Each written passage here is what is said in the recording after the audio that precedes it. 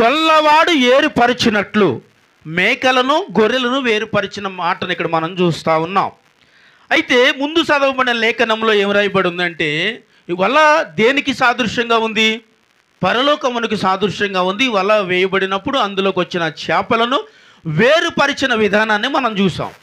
వేరుపరిచి ఏం చేశారు అంటే మంచి వాటిని గంపలో వేశారు, చెడ్డ వాటిని బయట పారవేశారు. బయట ఏముంది చెప్పండి? అక్కడ అగ్ని పండ్లు కొరుకుటి ఉంది. హల్లెలూయా. అంటే అక్కడ ఏడుపు ఉంది. అంటే అక్కడ ఏముంది? పాతాళం ఉంది.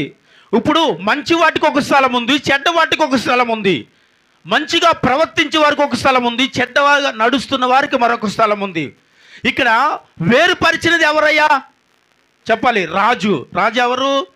దేవాది దేవుడే, పరిశుద్ధాత్మ దేవుడు ఈరోజు మనకు ప్రకటిస్తున్నది ఏంటి అంటే ఇదిగో యుగ సమాప్తం యందు నీవు నేను ఏం చేయబడతావంట చెప్పాలి? వేరుపరచబడి కేటాయింపబడతాం. హల్లెలూయా. కేటాయించడం అంటే ఏంటి మీకు అర్థమయ్యే రీతిగా చెప్తున్నప్పుడు మీ ఆడోళ్ళకి కేటాయించడం అంటే మీరు కూరగాయలు కోస్తూ ఉంటారు కదా, కోసేటప్పుడు అందులో పుచ్చులున్న వంకాయలు తీసి పక్కన పెడతారు కదమ్మా. మంచివైనా కోస్తారు, టమాటాలు కానీ వంకాయలు కానీ కూరగాయలు ఏదైనా మీరు కోసేటప్పుడు చెప్పండి పుచ్చు ఉన్నవి రెండు కోసేస్తారా మీరు? కోస్తే అవి తినడానికి పనికి వస్తుందా అండి? తినడానికి పనికిరాదు. అయ్యగారు కూరలతో పోలుస్తున్నారట అనవద్దు. వీళ్ళకి అలా చెప్తున్న అర్థమవుతుండో దేవునికి స్తోత్రం. హల్లెలూయా. వీరికి ఎలా చెబితే అర్థమవుద్దని చెప్తున్నాను. ఇప్పుడు పుచ్చి విని బాగున్నవి రెండు కోసి కలిపి ఉండవు అనుకోండి, బాగున్నవి కూడా పాడైపోతాయి అక్కడ. హల్లెలూయా. ఆ కూర ఇంకా తినటానికి కూడా పనికిరాదు. తినటానికి పనికి రావాలంటే పుచ్చి ఉన్న వాటిని బయట పారవేయాలి, మంచి వాటిని మాత్రమే మీరు ఏం చేయాలి? వండుకోవాలి. హల్లెలూయా. హల్లెలూయా. ఇప్పుడు మంచి వాటిని మాత్రమే అనగా శ్రేష్టమైన దానిని మాత్రమే మనకు ఉపయోగకరం. శ్రేష్టత లేనిది, మంచివి కానిది, పనికిరానిది, కుళ్ళిపోయినది, పాడైపోయినది బయట పారవేయబడుతుంది. అంటే మన ఆత్మీయ జీవితం కూడా ఎలా ఉంది ఈరోజు? మన ఆత్మీయ జీవితం కొరకు దేవుడు అంటున్నాడు, ఒకవేళ నీ ఆత్మీయ జీవితం పాడైనా, నీ ఆత్మీయ జీవితం లోకములో ఉన్నా, వ్యతిరేకంగా ఉన్నా, అవిధేయతగా ఉన్నా, ఒకవేళ నువ్వు వేరుపరచబడతావు, కేటాయింపబడతావు, నిన్ను బయట పారవేయబడతావు అని వాక్యంలో రాయబడి ఉంది. ఒక మనిషి ఎప్పుడు పారవేయబడతాడు అంటే పాడైపోయినప్పుడే. ఒక వస్తువు ఎప్పుడు పారవేయబడుతుంది అంటే ఆ వస్తువు పాడైపోయినప్పుడే. కానీ పాడైపోయిన వస్తువును కూడా ప్రభు బాగు చేయటానికి చెప్పండి, బాగు చేయటానికి ఈ భూమి మీదకి వచ్చాడని ఎంతమంది నమ్ముతున్నారు? హల్లెలూయా. చేతులు ఎత్తారే నమ్మట్లేదేంటి? వెంటనే చేతులు ఎత్తండి. హల్లెలూయా. చూడండి యవ్వనత్తులు రెండు చేతులు ఎత్తుతున్నారు ఇక్కడ. ఆదాం గారు చూడండి, ఒక చెయ్యి ఎత్తడానికి చాలా ఇబ్బందికరంగా, దీనికి సెంటరింగ్ సపోర్ట్లు అన్నీ తాపి మెత్తులు అన్నట్టు ఫోన్ చేయండి అన్న, సెంటరింగ్ చేయాలి చేతులకని. హల్లెలూయా. హల్లెలూయా. ఏమండి ఇప్పుడు పనికొచ్చే దానిని ఏం చేయాలి? పనికిరాని దానిని ఏం చేయాలి? పనికిరాని దానిని పాడవేయాలి, పనికొచ్చే దానిని మాత్రమే వాడుకోవాలి. అయితే యేసుక్రీస్తు ప్రభు పనికిరాని దానిని బాగు చేయడానికి భూమి మీదకి వచ్చాడు. ఆమేన్. హల్లెలూయా. పనికిరాని నీ జీవితాన్ని, నా జీవితాన్ని బాగు చేయడానికి యేసుక్రీస్తు ప్రభు ఈ భూమి మీదకి వచ్చాడండి. అంటే పాడైపోయిన ఒకవేళ బెండకాయ, దొండకాయ అంటే ఏదైతే నువ్వు వంకాయ అని అనుకుంటున్నావో అవి పనికిరావు, ఇంకా బాగు చేయడానికి కూడా ఉపయోగకరమైనది లేదు. ఎందుకంటే పాడైపోయింది, పురుగు పట్టింది అది. కానీ మనిషి జీవితం పాడైపోయినా కానీ దేవుడు బాగు చేయటానికి వచ్చాడండి. ఆమేన్. హల్లెలూయా. మనిషి జీవితం పాడైందా లేదా? ఊరుకోండి సార్, మన జీవితం ఎక్కడ పాడైపోయింది? ఎప్పుడు వచ్చారండి? వందనాలు. మన జీవితం ఎక్కడ పాడైపోయిందని నిత్యాపంలో ఉన్నాం, చక్కని వైట్ డ్రెస్ వేసుకున్నాం, చక్కగా 2 పూటలు తింటున్నాం, చక్కగా మంచి మంచి గృహాలు కట్టుకున్నాం, ఎంతకి ఉన్నాం, ఎంతో బాగా ఎదుగుతున్నాం. ఏంటి మీరు అలా అంటారేంటి? అంటే మనం చూడటానికి అన్ని రకాలుగా ఎలాగున్నాం? ఇప్పుడు చాలా బాగున్నాం కాబట్టి మార్కెట్కి వెళ్ళి కొని తెచ్చుకున్నామండి. లేకపోతే ఎందుకు తెచ్చుకుంటాం? ఆమేన్. హల్లెలూయా. మార్కెట్కి వెళ్ళినప్పుడు ఏమి అవి వేరకుండా మనం ఏం తేం కదా. ఏరు తెస్తామో తేమమ్మా, ఆడు వేసినన్ని గుడ్డెద్దు పడినట్టు ఏం తెచ్చుకోం మనం. అడే రా బాబు కేజీ కొట్టేంట్లో ఆడి గిన్నెతో ఎలా అంటాడు, ఓయ్ మాకు అలాగేం అవసరం లేదు, ఏం కావాలా? ఉత్తి గిన్నె ఇయ్యి. ఏం కావాలా? ఉత్తి గిన్నె ఇవ్వి, నేను ఏరుకుంటాను. అప్పుడు ఏం చేస్తాడు? ఈ వల వేసినాడు ఏం చేస్తాడంటే ఏరతాడు అనమాట. దేవుడికి స్తోత్రం చెప్పాలి. ఇప్పుడు హల్లెలూయా. అప్పుడు ఏరతాడు అందులో శ్రేష్టమైన దానిని. కానీ మనమైతే అందులో శ్రేష్టమైనది ఉంటుంది, పాడైపోయింది ఉంటుంది. మనం చూసి అన్ని ఏరతాం, అందులో ఒకటో రెండో ఖచ్చితంగా పాడైంది వస్తుంది. కానీ దేవుడు ఇక పాడైంది అని ఏరడంట. పనికిరాని నిన్ను బయట పారవేస్తాడంట. ఇటు సార్ నన్ను అంటున్నారైతే దేవునికి స్తోత్రం. పొల నన్ను అనుకుంటాను. పనికిరాని నన్ను ఎక్కడ ఏం చేస్తాడు దేవుడు? బయట పారవేస్తాడు. పనికొచ్చిన దానిని వార్త ఎక్కడ వేస్తాడు? గంపలో వేస్తాడు. ఇప్పుడు ఎడమ వైపు ఏమో మేకలను పెట్టాడు, కుడి వైపు ఏమో గొర్రెలను పెట్టి, లోకము పుట్టినది మొదలుకొని మీ కొరకు సిద్ధపరచబడిన రాజ్యమును స్వతంత్రించుకోవాలి. చప్పట్లు కొట్టండి అందరూ. ఈ భూమి తయారు చేయబడినప్పుడు నీ కొరకు నా కొరకు ఏం తయారు చేయబడింది? నీకు నాకు ఒక రాజ్యము కట్టబడిందంట. ఆ రాజ్యములోని ఉండటానికి నా తండ్రి చేత ఆశీర్వదింపబడిన వాడా లోనకి రా అన్నాడంతే. ఆమెన్, హల్లెలూయా.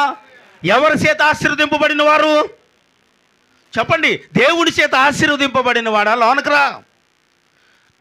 నా తండ్రి చేత నడిపింపబడిన వాడా లోనకి రా. నా తండ్రి చేత నడిపించబడిన వాడా లోపలికి రా. అంటే ఇక్కడ పిలుస్తున్నాడు. ఎవరు చెప్పండి? రాజు పిలుచుచున్నాడు. ఆమెన్. నేను అంటాను, యేసు క్రీస్తు ప్రభు నిన్ను పిలుస్తున్నాడు. ఎక్కడ ఉండగానే తెలుసా? ఈ భూమి మీద నీ ఉండగానే నీ కొరకు ఒక రాజ్యం తయారు చేయబడిందంట. ఆమెన్. ఈ భూమి మీద నీవు నేను ఉండగా మనం ఈ భూమి మీద ఏం చేస్తామండి? చెప్పాలి. ఏం చేస్తాం? మంచి ఇల్లు కట్టుకుంటాం, మంచి కారు కొనుక్కుంటాం, మంచి అలాగ ఉండాలి, ఎలాగ ఉండాలి, అది సంపాదించుకోవాలి, ఇది సంపాదించుకోవాలి. మీరైతే బంగారం కొనుక్కోవాలి, పట్టీలు కొనుక్కోవాలి, ఇవి కొనుక్కోవాలి, ఇవి కొనుక్కోవాలి, అయినా చీరలు కొనుక్కోవాలి, బంగారం ఏదేదో ఉంటుంది. వీళ్ళకి ఏముంటుంది పాపం? వీళ్ళకి ఇన్ని ఉన్నాయి, మనకేమున్నాయండి బాబు? ప్యాంటు షర్ట్ తప్ప ఏం లేదు. దేవునికి స్తోత్రం. అంతేనా? ఇంకా కొంత లేటెస్ట్గా వాడే వాళ్ళకి ఉడ్డీలు గిడ్డీలు మెడ్డీలని వచ్చినాయి ఇప్పుడు.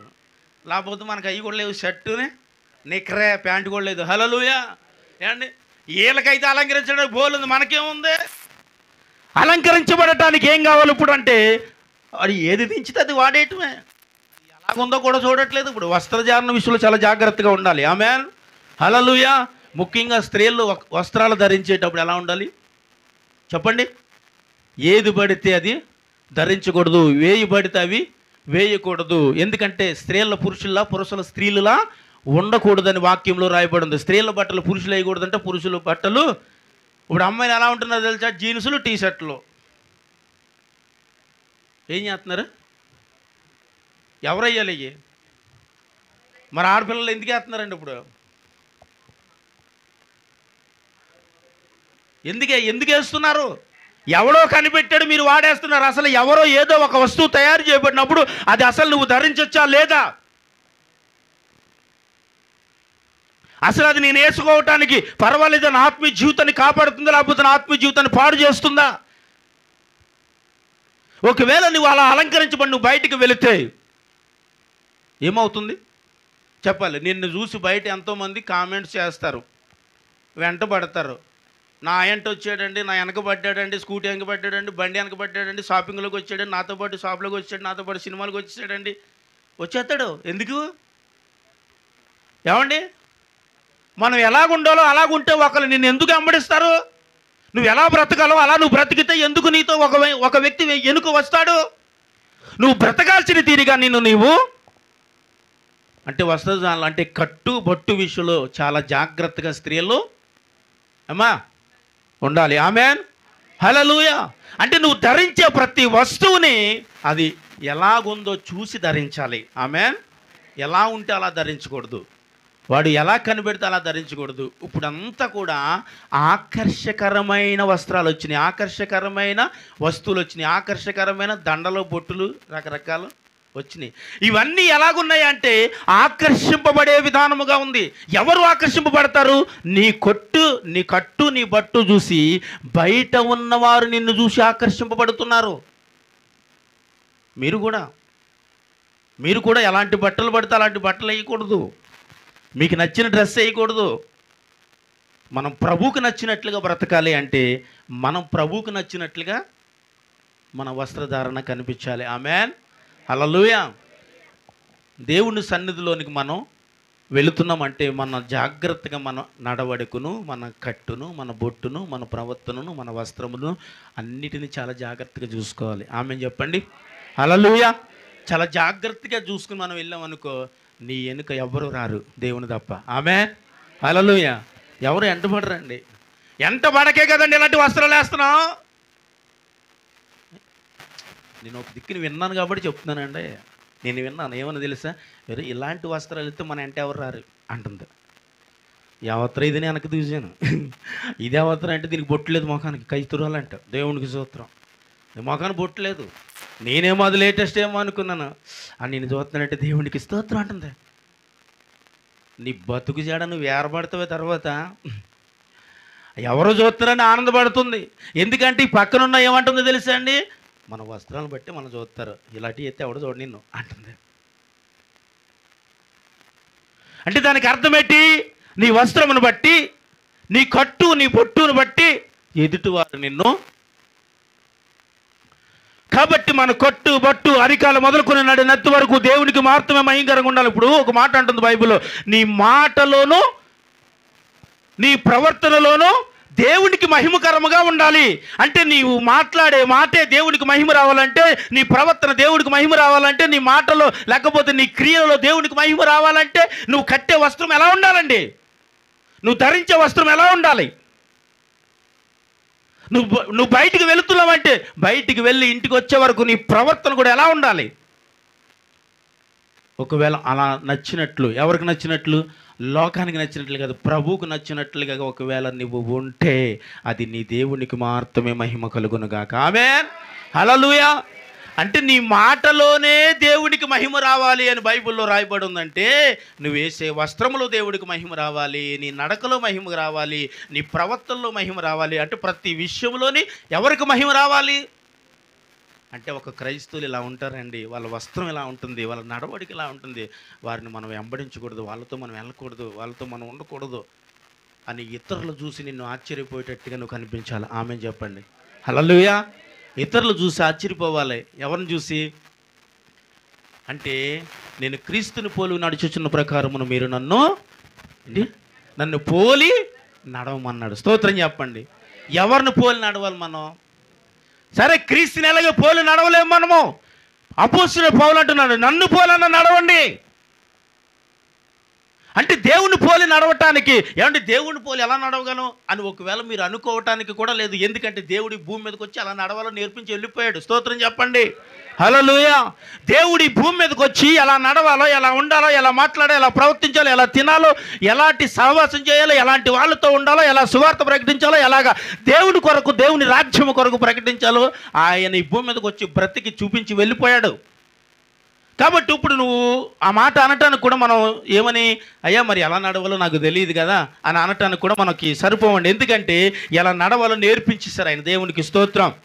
2025 సంవత్సరాల క్రితం ఆయన ఈ భూమి మీదకి వచ్చి ఒక మనిషి ఎలా నడవాలి, ఎలా ఉండాలి, దేవుడి రాజ్యం కొరకు ఎలా ప్రయాసపడాలి అన్నది దేవుడు మనకి ఈ భూమి మీద ఆయన బ్రతికి యవ్వన కాల వయసులోనే ఆయన ఇలా ఉండాలి, ఇలా బ్రతకాలి, ఇలా నడవాలి అని ప్రతి ఒక్కటి మనకు చూపించి వెళ్ళిపోయాడండి. దేవునికి స్తోత్రం, హల్లెలూయా. అలాగే అనుకుంటున్నానండి. మరి 10 మందిలోకి వెళ్ళిన తర్వాత ఇంకా తప్పదు కదండి, గుంపులో ఆ మాట నేను అనలేదు, తప్పదు కదండి. కాబట్టి తప్పట్లేదండి ఎక్కడికన్నా బయటికి వెళ్ళినప్పుడు. మరి దేవునికి స్తోత్రం అండి, ఆయనకి తెలియదు అంటారా అండి? చెప్పాలి, అంటారు లేదా అండి? అన్నీ అయిపోయిన తర్వాత ఏమంటో తెలుసండి, మరి దేవునికి స్తోత్రం అండి ఆయనకి తెలియదు అంటారా? మరి ఆయనకి అన్నీ తెలుసు కాబట్టి మరి ఏం చేస్తున్నాడు మనల్ని? చెప్పరు, మీరు ఎంచుతాడు. దేవుడికి స్తోత్రం అని చెప్పాలి, హల్లెలూయా. అన్నీ మనకు తెలుసు కాబట్టి ఎవరికి? మరి దేవుడికి ఏమీ తెలియదా అండి? దేవుడికి అన్నీ తెలుసు కాబట్టి ఆయన ఇదిగో ఇలా నడవండి అని చూపించాడు, ఇలా బ్రతకండి అని చూపాడు, నిన్ను నువ్వు పవిత్రంగా ఎలా కాపాడుకోవాలో చూపించాడు. ఇప్పుడు అందరితో ఎలాగా సమాధానంగా వెళ్ళిపోవాలని దేవుడు అన్నాడు కాబట్టి తప్పట్లేదని అక్కడ ఆలకలాగా ఇక్కడ ఏలకలాగా నడిచేస్తున్నాను అంటాం కదా. యేసుక్రీస్తు ప్రభు ఒక వ్యభిచార స్త్రీ దగ్గరికి వెళ్ళాడు. ఆ చుట్టుపక్కల ఉన్న వాళ్ళందరూ ఇదేంటి ఆయన పవిత్రుడు అన్నారు, పరిశుద్ధుడు అన్నాడు, అదేంటి ఒక వ్యభిచార స్త్రీ దగ్గరికి వెళ్తున్నారు, అందరూ ఏం చేస్తున్నారు, తనలో తాను. చాలామంది చేసే పని ఏంటండి, ఒక మంచి వ్యక్తిని మనం చూసామనుకోండి, ఆ మంచి వ్యక్తి ఏదైనా పనికిరాని స్థలం వైపు వెళ్ళిందనుకో, మరి పాటగారు తెగ చెప్పేస్తాడు, ఎంత గొప్ప సాచి లేడండి, ఎంత గొప్ప బతుకు లేదని చెప్పేస్తాడు. అదిగో ఎక్కడికి వెళ్తాడు చూడు అంటారు. అక్కడికి ఎందుకు వెళ్ళావయ్యా నువ్వు? అక్కడికి వెళ్ళి ఆ స్త్రీని ముట్టిన తర్వాత ఆమె పాపాత్మురాలని ఎరిగి ఏం చేసిందంటే పాపాన్ని విడిచి బ్రతకటం మొదలుపెట్టింది. చప్పట్లు కొట్టేసా నామని మహిమపరచాలి.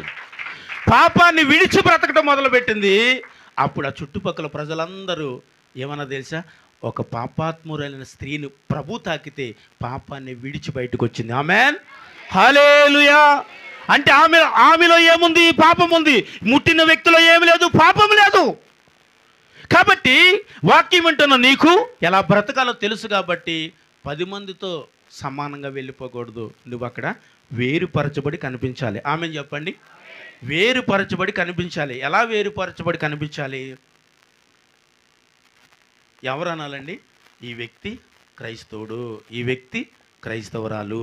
కాబట్టి వీరిని మనం ఇలాంటి స్థలానికి పిలవకూడదు, మనం ఇలాంటి వారితో మనతో వాళ్ళని పిలవకూడదు అనేటట్టుగా నీ ప్రవర్తన ఎవరికి కనిపించాలి? ఎదుటి వారిలో. ఆమేన్, హల్లెలూయా. ఎదుటి వారికి కనిపించేటట్టుగా నీ ప్రవర్తన వారి ఎదుట ఉండాలంట. ఆమేన్ చెప్పండి, హల్లెలూయా. అంటే ఎదుటి వారికి ఇప్పుడు మనం ఎలా కనిపించాలి? ఇప్పుడు అన్నాను కదా, గుంపులో అన్నట్లుగా కాదు. ఎలా ఉండాలి? వేరుపరచబడిన వ్యక్తిగా బ్రతకాలి. అంటే ఏంటండి వేరుపరచబడి? అంటే ఏంటి? దేంట్లో వేరుపరచబడాలి మనం? ఇలా పెదలు ఊరికేసుకుంటారు కానీ నోట్లోంచి మాట్లాడలేమండి. పెదలు ఊరికేసుకుంటున్నారు, కచ్చిపులు తెచ్చుకున్నారా అమ్మా? తుడుచుకోండి కొత్త. దేంట్లో వేరుపరచబడి బ్రతకాలి చెప్పండి?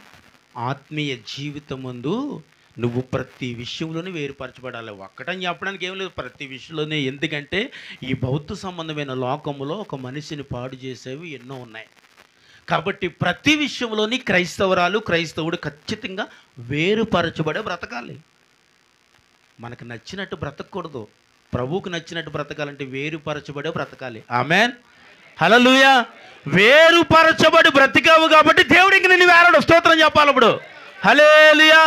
వేరుపరచబడి భూమి మీద ఉన్నప్పుడు బ్రతికితే దేవుని రాజ్యములో వేయబడిన వలలో నుంచి వేరేటప్పుడు ఇంక నిన్ను వేరడు తీసుకెళ్ళి ఎందులో వేస్తాడు? గంపలో వేస్తాడు. స్తోత్రం చెప్పాలి. ఎప్పుడు వేరుపరుతాడంటే గుంపులో కలిసిపోయినప్పుడు ఏరుతాడు మనల్ని. ఎక్కడ వేస్తాడు? చూసారు, ఇది చెప్పలేదు ఇందాక ఎక్కడ వేస్తాడు అన్నప్పుడు గంపలు అన్నారు. ఇప్పుడు ఇది ఎక్కడ వేస్తాడంటే అగ్గిని వేస్తాడు. కాబట్టి ఒక్క నోరు వేస్తాడు. అగ్గిని అంటే అంత భయం పెట్టండి, భయం కాదేటండి బాబు. చిన్న చెయ్యి కాలితేనే ఎలా ఉంటుంది మరి? మనిషి అంతా కాలిపోతారంట. మరి ఏం చేపట్లో కాలుతారు అయ్యగారు? మనిషి చెప్పండి, మనిషి ప్రాణం విడిచి వెళ్ళిపోయిన తర్వాత ఈ దేహాన్ని కాలుస్తారు కదా, ఒక అరగంట, ఒక 30 గంట దగ్గరుండి కాలుస్తారు. అరగంటలోనే 30 గంటలోనే ఏమవుద్ది? కాలి బూడిదైపోద్ది. ఏమీ మిగలదండి. మిగులుతుందేమా? మిగలదు. కాలేటప్పుడు ఏమైనా సౌండ్లు వస్తాయా? అంటాడా? ఎందుకని? కాదు కదా, అందులో ఏమి లేదు తెలుసా? ఆత్మ లేదు, అది ఒట్టి శరీరము కాబట్టి ఇంకా అరదు. కానీ ఈ ఆత్మ కూడా అగ్నిగుండం ఉంది. మరి అప్పుడు ఏమంటుంది? ఇంకా అరుపులు కేకలే. ఎందుకని చెప్పండి? మరి అక్కడ అగ్ని ఉందంట, అందులో కాలుతుందంట. కాలేటప్పుడు అక్కడ ఏడుస్తుందంట. ధనవంతుడు ఏడ్చేటప్పుడు ఎలా ఏడ్చాడంట? బాబు ఇంకా నా సహోదరులు భూమి మీద ఉన్నారు బాబు, వాళ్ళకి ఈ పరిస్థితి రాకూడదని ఎక్కడికి వెళ్ళాక ఏడ్చాడు? ముందు ఏడరాలు తెచ్చేది. భూమి మీద ఉండగా ఏడొచ్చుగా. భూమి మీద ఉండగా బాబు రే, దేవుని మాటలు ఎన్నో మార్లు నీ దగ్గరికి వస్తున్నప్పటికి నువ్వు విధేయత చూపక దేవుని మాటకు వ్యతిరేకించిన నీవు ఈరోజు అగ్నిలోకి వెళ్ళిపోయిన తర్వాత కాలేటప్పుడు గుర్తొచ్చిందంట, బామ్మ తమ్ముళ్ళు ఉన్నారండి బాబు, వాళ్ళకి దేవుని సువార్త పంపించండి. అందుకే దేవుని మాటను ప్రకటిస్తున్నప్పుడు దానిని జాగ్రత్తగా వినువారు ఏం చేస్తారంట? గైకొంటారు. గైకొనివారు మాత్రమే ధన్యులు. స్తోత్రం అని చెప్పండి. గైకొనివారు ఎవరు చెప్పండి? అంటే ఏంటో తెలుసా? చెప్పండి. గంపలో వేయబడతారని అర్థం. ధన్యులు అంటే ఏంటి? నేను గొప్ప ఉన్నాను కాదు, నువ్వు కేటాయింపు పడవు. ఇంకా నేను డైరెక్ట్గా తీసుకొచ్చి చూసారా, గంపనగానే స్పీడ్గా చెప్పేస్తారు. అగ్ని అంటే మళ్ళీ చెప్పరండి ఇలా. దేవునికి స్తోత్రం, హల్లెలూయా. వెంటనే తీసి ఎందులో వేస్తాడంటండి? గంపలో వేస్తాడు. మాట వినకపోతేనే ఎక్కడ వేస్తాడు? ఇప్పుడు చెప్పారండి, మాట వినకపోతేనే బయట వేస్తాడు. ప్రవర్తన బాగోపోతేనే, నీ ఆలోచన బాగోపోతేనే, నువ్వు వ్యతిరేకంగా ఉంటేనే ఈరోజు వాడు నాకు ఎదురు సమాధానం చెప్పాడు, అసలు వాడిని ఇంట్లోకి రానేవద్దు, ఇవాళ అన్నం పెట్టామంటే ఏం చేస్తాను, ఎవరంటారు, తండ్రి అంటాడు. ఎవరితో చెప్పాలండి, భార్యతో అంటాడు. ఎవరి కోసం, బయటే ఉంచువాడిని, ఈరోజంతా ఆకలితో మార్చువాడిని, ఏమవుతుంది వాడికి, ఓ నాయన సాయంకాలం బుద్ధి వచ్చాను, బాబు తప్పు చేశానమ్మా, ఇంకెప్పుడు తప్పు చేయనమ్మా, ఈ పూట కాలం పెట్టమ్మా, నాన్నతో నువ్వే బతిమానమ్మా అంటాడు, లోనికి వచ్చేస్తాడు. కానీ అక్కడ ఎవరు బతిమాలుతారు బాబు మీకోసం, అయ్యగారే మన కోసం బతిమాల వాళ్ళు ఎవరన్నా ఉన్నారా, బతిమాలడానికి పరమ తండ్రి భూమి మీదకి వచ్చాడండి. చప్పటి కూడా వేసినా మనం అయిపరచాలి. బ్రతిమాలడానికి ఎవరు వచ్చారండి, బ్రతిమాలుటకు యేసుక్రీస్తు ప్రభువే స్వయముగా ఈ భూమి మీదకి వచ్చి కన్నీళ్ళని రక్తపు బిందులుగా చేసుకుని ఏడుస్తా ఉన్నాడంట. స్తోత్రం చెప్పాలి, హల్లెలూయా. కన్నీటిని రక్త బిందువులుగా మార్చుకుని నీ కొరకు నా కొరకు మొరపెడుతుండే. అమ్మా తప్పు చేస్తే చేశాడు నా బిడ్డ, ఇగో పాపం చేస్తే చేశాడు, కానీ వాడిని ఇంకా ఇప్పుడైనా క్షమించుటకు వాడిని నేను నడిపిస్తాను అని దేవుని దగ్గర మొర్రపెట్టి పరిశుద్ధాత్మ దేవుడిగా ఈరోజు అనేకులను నడిపిస్తూ వారు ఎంచబడే గుంపులో లేకుండా డైరెక్ట్గా గంపలో వేసేవాడిగా దేవుడు చేస్తా ఉన్నాడు. స్తోత్రం చెప్దామా, హల్లెలూయా.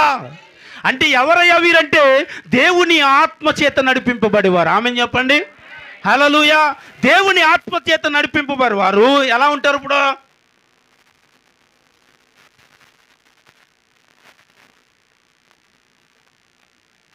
తెలీదు అంటారా, తెలీదు పాపం. దేవుడు ఆత్మచేత నడిపింపబడి ఎలా ఉంటారమ్మా, వేరుపరచబడి బ్రతుకుతారని చెప్పండి, వేరుపరచబడి బ్రతుకుదురుగాక. ఆమేన్, హల్లెలూయా. ఎలా బ్రతుకుతారు, వేరుపరచబడి వారు బ్రతుకుతారంటే వారిని ప్రతి విషయంలో వారు జాగ్రత్తగా కాపాడుకుంటారు, దేవుని ఎదుట పవిత్రంగా కనిపిస్తారు. స్తోత్రం అని చెప్పండి, హల్లెలూయా. చెప్పండి, ఎవరు ఎదుట జాగ్రత్తగా కనిపించాలి, తల్లి యందు తండ్రి యందు తన బిడ్డలు అవిధేయతగా కనిపిస్తే ఏడుస్తారు. అయ్యో ఇలాంటి కొడుకుని కన్నానే, ఇలాంటి కూతుర్ని కన్నానే, ఇలాంటి వారు ఒరే నా కడుపును పుట్టుండకపోయినా బాగుండు, ఏ కర్మ చేస్తే పుట్టావు, ఏ పాపం చేస్తే పుట్టావు, ఏ తప్పు చేస్తే మా కడుపును చెడబుట్టావురా అని ఒక తల్లి ఏడుస్తున్నప్పుడు ఆ కొడుకుకి ఎలా ఉంటుందండి, ఎందుకురా నా కడుపున పుట్టావు, ఎన్నాళ్ళు పిల్లలు లేరు అని ఏడిస్తే దానికి ప్రతిఫలంగా దేవుడు ఇస్తే నువ్వేంట్రా ఇలా లోకాన్ని బట్టి తిరుగుతున్నావు, పాపాన్ని బట్టి తిరుగుతున్నావు, లోకానుసారంగా జీవిస్తున్నావు, దేవుడు అంటే భయం లేకుండా బ్రతుకుతున్నావు అని ఒక తల్లి ఏడుస్తున్నప్పుడు, ఒక తండ్రి ఏడుస్తున్నప్పుడు ఆ బిడ్డకి ఎలా ఉంటుందండి. మీకు విషయం తెలిసి ఆ బిడ్డకి ఏమనిపిస్తుంది తెలుసా, మారాలని ఉందమ్మా, నాకు బ్రతకాలని ఉంది, పవిత్రంగా జీవించాలని, పరిశుద్ధంగా బ్రతకాలని ఉంది, కానీ నా వల్ల కావట్లేదు, బ్రతకాలనుకుంటున్నాను కానీ బ్రతకలేకపోతున్నాను, జీవించాలనుకుంటున్నాను కానీ జీవించలేకపోతున్నాను, నన్ను నేను కాపాడుకోవటానికి ప్రయత్నము చేయించున్నాను కానీ ఆ ప్రయత్నం సఫలం కావట్లేదు, విఫలమైపోతా ఉందని ఏడుస్తాడు. ఎందుకు బిడ్డ నువ్వు అలా జీవిస్తున్నావు అని అడిగితే, ఎన్నోసార్లు అలా త్రాగుతున్న వారితో మాట్లాడేటప్పుడు నేను విన్న మాట ఏంటో తెలుసండి, నాకు మారుతూ ఇలా నాకు ఇది ఇష్టమా అండి, నాకు ఇలా బ్రతకటం ఇష్టమా, నేను జాగ్రత్తగా బ్రతకాలనుకుంటున్నాను, నేను పవిత్రంగా బ్రతకాలనుకుంటున్నాను, నేను దేవుడి కొరకు బ్రతకాలనుకుంటున్నాను, కానీ ఏంటో నాకు అర్థం కావట్లేదు. ఏమీ లేదు, దేవుడికి నిన్ను నీవు అప్పగించుకోకూడదు. దేవుడికి స్తోత్రం చెప్పండి. ఏమీ లేదు, దేవుడికి మనల్ని మనం అప్పగించుకోకపోవటమే. మనము దేవుడికి పూర్తిగా ఒకవేళ అప్పగించబడిన వ్యక్తి అయితే దేవుడి నిన్ను నడిపిస్తాడు. ఒక్కరు కూడా ఆమెన్ అనలే. ఆమెన్. దేవుడికి మనల్ని మనం అప్పగించుకుంటే ఏం చేస్తాడండి, ఏ కాలేజీలో వేస్తారో మీ ఇష్టం అండి, ఏ స్కూల్లో వేస్తారో మీ ఇష్టం, ఏ షర్ట్ కొంటారో మీ ఇష్టం అని అన్నారనుకో ఎలా ఉంటుందండి, మనం వేసే బట్టలు ఎలా ఉంటాయి వాళ్ళకి, నాన్న మీకు ఎలా ఉంటాయి, మీ డాడీ అయినా కొంటారు ఇప్పటికీ మీకు బట్టలు, మీరే కొనుక్కుంటారా, దేవునికి స్తోత్రం హల్లెలూయా. పిల్లలకి చిన్న వయసులో ఎవరు కొంటారండి, తర్వాత వయసు పెరిగిన తర్వాత ఎవరు కొంటారు, ఆ కుటుంబం ఇంక బాగోదు. నిజం చెప్తున్నాను నేను, ఆ కుటుంబం ఇంక బాగోదు. ఎందుకు బాగోదు పాస్టర్ గారు అంటే నేను అంటాను, తన పిల్లలు ఎలాగుండాలో తల్లికి తెలుసు, తన పిల్లలు ఎలాగుండాలో తన తండ్రికి తెలుసు, ఎలాంటి బట్టలు కట్టుకోవాలో, ఎలాంటి కాలేజీలో వేయాలో, ఎలాంటి స్కూల్లో వేయాలో, వాళ్ళ ఫ్యూచర్ ఏంటో, వాళ్ళ జీవితం ఏంటో, వాళ్ళ భవిష్యత్తు ఏంటో అని అనుక్షణం ఏడ్చేదే తల్లి తండ్రి. ఆమెను చెప్పొచ్చు కదండి. హల్లెలూయా. ఏడ్చేది అనుక్షణము తల్లి తండ్రి. మరి అదే తల్లి తండ్రి నీకు నచ్చని బట్టలు ఎందుకు కొంటారండి? మీకు నచ్చని వస్త్రాలు ఎందుకు కొంటారు మీరు? నీకు నచ్చని తిండి ఎందుకు పెడతారు? నీకు నచ్చినట్లుగా ఎందుకు బ్రతుకుతారు? నీకు నచ్చని కాలేజీలో ఎందుకు వేస్తారు? నీకు నచ్చని స్కూల్లో ఎందుకు వేస్తారు మీరు? ఎందుకంటే అది నీకు నచ్చకపోయినా ఆ స్కూల్ చాలా మంచిదండి, అందులో పిల్లలు చాలా బాగా చదువుకుంటారని ఎవడో చెప్పాడంట, అందుకని వేశారు. ఆ కాలేజీ చాలా మంచిదండి, అందులో అయితే చాలా బాగా చదువుకుంటారు, అందులో అల్లరితనం ఉండదు, చిల్లరితనం ఉండదు, చెప్పకుండా కాలేజీ ఎగ్గొట్టరు, సినిమాలకి వెళ్ళటానికి అవకాశం ఉండదు, దానికి చాలా సెక్యూరిటీ అంటే ఆ కాలేజీ కోసం బాగా విన్నాడంట తల్లిదండ్రి. కాబట్టి ఆ కాలేజీ తీసుకెళ్ళి జాయిన్ చేశారు అంతే. ఎందుకంటే తన పిల్లలు ఎలా ఉండాలని తల్లిదండ్రులు కోరుకుంటున్నారయ్యా అంటే చెప్పండి, వారికి నచ్చినట్లు బ్రతకాలని. ఆమె చెప్పాలి ఇప్పుడు. హల్లెలూయా. తనకు నచ్చినట్లు బ్రతకాలని ఒక తల్లి ఒక తండ్రి కోరుకుంటున్నారు. కాబట్టే మంచి కాలేజీ ఏది, మంచి స్కూల్ ఏది, వాళ్ళు ఏ బట్టలు కట్టుకోవాలి, ఎలాంటి బట్టలు కట్టుకోవాలి అని ప్రతి ఒక్కటి ఆచి చూసి చాలా జాగ్రత్తగా పిల్లల భవిష్యత్తు విషయంలో బిడ్డలు తల్లిదండ్రులు ముందుకు వెళతారు. ఆమెన్. ఇది ప్రతి బిడ్డలు ఏం చేయాలి? విన్న దానిని బట్టి సంతోషించుదురుగాక. ఆమెన్. హల్లెలూయా. సంతోషం ఉండదండి కొంతమందికి. మా నాన్న ఈ బట్టలు కొన్నాడు, చూడు ఎలా ఉందో, ఎవడో వేసుకుంటాడు, ఇది ఈ ప్యాంట్ చూడు ఎలా ఉందో, ఈ షర్ట్ చూడు ఎలా ఉందో అంటాడు. వేసుకుంటున్నారేమో ఇప్పుడమ్మా, ఇప్పుడు పెళ్ళైన తర్వాత పిల్లలు కొంటున్నారండి. దేవునికి స్తోత్రం. వాళ్ళు వాళ్ళకన్నా అవకాశం ఇచ్చారు, ఇలా అవకాశం తీసుకోకుండా. దేవునికి స్తోత్రం. ఎందుకంటే ఏమంటే తెలుసా, కట్టుకున్నది వచ్చిన తర్వాత నాకు నచ్చినట్టు బట్ట వేసుకుని నా పక్కన ఉంటున్నాను కాబట్టి ఇప్పుడు ఎవరికి నచ్చింది వేసుకోవాలి? మీకు నచ్చినట్టు ఇప్పుడే కట్టుకుని ఆడండి. రేపు పొద్దున్న పెళ్ళి అయిన తర్వాత ఆడు కట్టుకొని కూడా నచ్చినాయి, నీకు నచ్చినాయి, ఆడికి నచ్చినవి కట్టుకోవాలి. అమ్మగారు తెగ తినేసాను ఈ విషయంలో. నేను ఎక్కడికి వెళ్ళినా సరే, కనీసం హాస్పిటల్కి వెళ్ళినా, జ్వరం వచ్చి హాస్పిటల్ తీసుకెళ్ళినా నాకు నచ్చిన చీర కట్టుకుని తీసుకెళ్ళివ్వండి అండి. అది ఒకవేళ కట్టుకుని బయటకు వచ్చింది అనుకో, ఇటు ఈ చీర కట్టుకున్నటి హాస్పిటల్కే కాదండి బాబు, నువ్వు ఎక్కడికైనా సరే ఇలా వస్తే కుదరదు అంతే. వెళ్ళి ఆ బీరులోంచి చీర తీసి కట్టుకోమనివ్వండి. అంటే ఇప్పుడు వరకునేమో మీ తల్లిదండ్రులు చెప్తారు, పెళ్ళి అయిన తర్వాత ఖచ్చితంగా భార్య భర్తకు చెప్తుంది, భర్త భార్యకి ఖచ్చితంగా చెప్తుందండి. చెప్పలేని ఎవరున్నారు చేతులు ఎత్తండి. ఏమండి, ఆదాము గారు ఏది పడితే తీసుకెళ్ళిపోతే ఎలా ఎత్తారంటే మీరు, సిగ్గున్న బతుకు అదేమో బతుక పంచుతో వెళ్ళిపోతావు, అయ్యగారితో పంచుతో వెళ్ళిపోతాడు, ప్యాంట్ వేసుకో అన్నది మొన్న. ఎక్కడికే కదా బాబా అయ్యగారంటే, అబ్బా పంచి తీసా వేసుకున్నారు లేదా ప్యాంటు, స్తోత్రం చెప్పాలి అప్పుడు. హల్లెలూయా. అంటే ఇప్పుడు భర్తకి నచ్చినట్లు భార్య ధరించాలి, భార్యకి నచ్చినట్లు భర్త ధరించాలి. నేను ధరించినని అన్నారు, కొంప కొల్లీరులు అయిపోతే జాగ్రత్త. నిజం చెప్తున్నాను. నాకు ఇష్టం లేదు ఈ చీర నేను కట్టినా అన్నావు అనుకో, ఏం చేస్తాడు? మరొక చీర కరువు అయిపోతాను. మొన్న ఆఫర్ చీరలో ఏదో పెట్టు, నువ్వేనా? హైదరాబాద్లో షాప్ ఎక్కడది? ఇదేంట్రా చీరల కోసం పెట్టింది అనుకున్నాను. ఆఫర్ చీరలు అంట 100కి 4 అంట. అయ్యగారు అత్తమాను చీరల కోసం చెప్తారు కదా అనేసి నాకు ఆ చీరలతో పెట్టింది. నేనేమో ఇంపార్టెంట్ ఏమో నువ్వు ఓపెన్ చేస్తే ఒక్కొక్క చీర ఇప్పు చూపించేస్తుంది ఆవిడ ఇలా 100కి 4. అంటే నేను దేని మీద ఫాలో అయిపోతే అది నాకు పెట్టేస్తారేంటి? దేవునికి స్తోత్రం. హల్లెలూయా. ఏమండి, వీళ్ళు ఇలా ఎప్పటి వరకు ఉంటారో తెలుసా అండి? నాకు నచ్చిన చీర కట్టుకోవాలి, నాకు నచ్చిన ప్యాంటే షర్ట్ వేసుకోవాలి అని భార్య, ఇలా ఆత్మీయ జీవితాలు తెలియలేనని చెప్పి అలా ఉంటారు. తెలిసిన తర్వాత ఖచ్చితంగా మారుతారండి, తనకు నచ్చినట్టు బ్రతుకుతారు. ఎందుకో తెలుసా? వారు పరిశుద్ధాత్మతో నడిపింపబడతారు కాబట్టి ఇంక వాళ్ళకి ఇలాంటి బట్టలు ధరించని చెప్పనక్కర్లే. అమ్మ అంతేనా?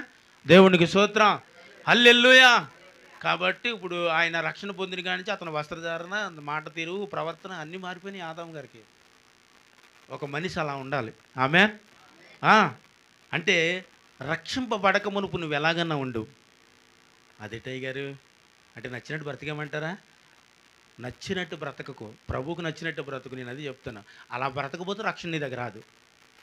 రక్షింపబడిన తర్వాత నువ్వు వేరుపరచబడిన వ్యక్తివి. ఆమేన్. హల్లెలూయా. చెప్పండి. రక్షింపబడిన తర్వాత ఇప్పుడు నేను అంటాను, మారు మనసు ఉంటే కాదా? ఏమండి? ఎప్పుడైతే క్రీస్తు నీ హృదయంలోనికి వచ్చేసాడో ఆ రోజే నువ్వు వేరుపరచబడిన వ్యక్తివి. చప్పట్లు కొట్టండి అందరు కలిసి. ఎప్పుడైతే నీకు మార్పు కలిగిందో, మారు మనసు కలిగిందో, అప్పుడే నువ్వు వేరుపరచబడ్డావు. దానికి అర్థం ఏంటంటే, హృదయంలోనికి యేసు ప్రభు వారిని ఆహ్వానించబడిన తర్వాత గుంపులో యేసయ్య కలవడం, గుంపుతో నిన్ను కలవనివ్వడం, పనికిరాని స్థలంలోనికి నిన్ను పోనివ్వడం, ఎక్కడికి పడితే అక్కడికి నిన్ను తిరగనివ్వడు. సినిమాకి, పార్క్కి, బీచ్లకి వెళ్తానండి అంటే ఎలానివ్వడు దేవుడు. అక్కడికి వెళ్తానండి, ఎక్కడికి వెళ్తానండి, నా ఇష్టం బ్రతుకుతానంటే బ్రతకనివ్వడు దేవుడు. ఎందుకంటే ఆయన నీ హృదయంలోనికి వచ్చేసాడు. ఆమేన్, హల్లెలూయా. రాకపోతే చెప్పుకోండి ఇప్పుడే, ప్రభు నా హృదయంలోకి రండి అని. బాబోయ్ ఎంత కాన్ఫిడెన్స్గా ఉన్నారంటే, ప్రభు మాకు వచ్చాడండి, మేము ఎందుకు చెప్పుకోవాలన్నట్టు ఉన్నారు ఇలా అందరూ. చెప్పుకోండి అంటే అంటే అంటే దానికి అర్థం ఏంటి తెలుసా అండి? ఆల్రెడీ వచ్చేసాడండి, మళ్ళీ మీరు చెప్పారు కానీ ఇప్పుడు ఆహ్వానించేస్తే ఆల్రెడీ ఆహ్వానించుస్తున్నాం, మళ్ళీ ఇంకోసారి ఆహ్వానిస్తే ఆయన బయటికి వెళ్ళి ఇంకొకటి వస్తే స్తోత్రం చెప్పాలి ఇప్పుడు. హల్లెలూయా. అంత కాన్ఫిడెన్స్గా ఉన్నందుకు దేవునికి మాత్రమే మహిమ కలుగును గాక. ఆమె హల్లెలూయా. ఏమ్మా, దేవుని ఆత్మతో ఉండేవారు దేంట్లో కలవరు చెప్పండి?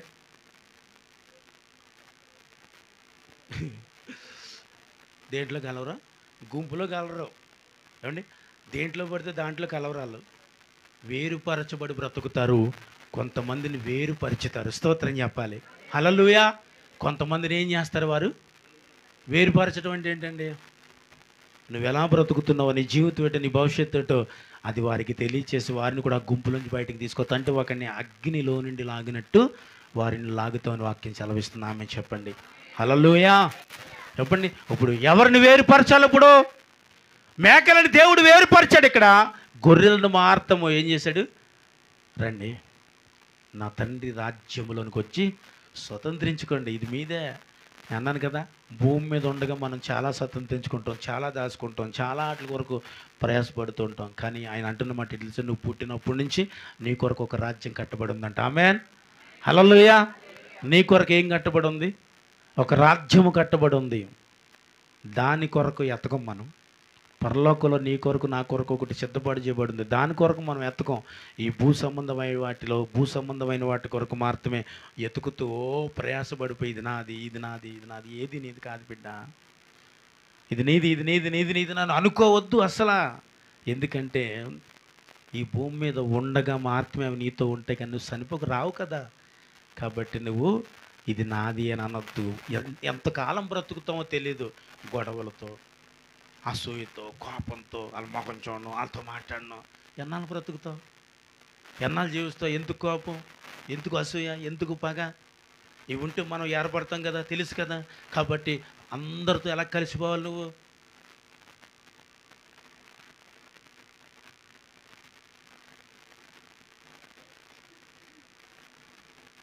భయపడుతుందా? స్తోత్రం చెప్పండి. హల్లెలూయా.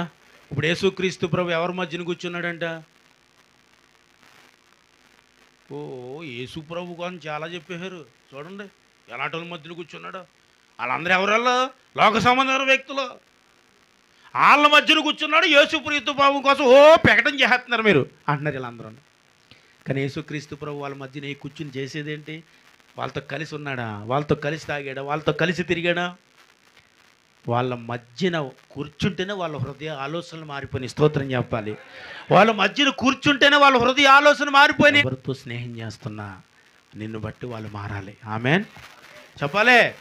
ఆమె హల్లెలూయా.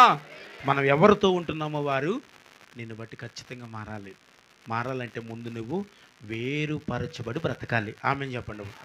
ఏం చేసి బ్రతకాలి? వేరుపరచబడి బ్రతకాలి. ఏ విషయంలో? ఇప్పుడు భౌతిక సంబంధమైన ప్రతి విషయం చెప్పండి.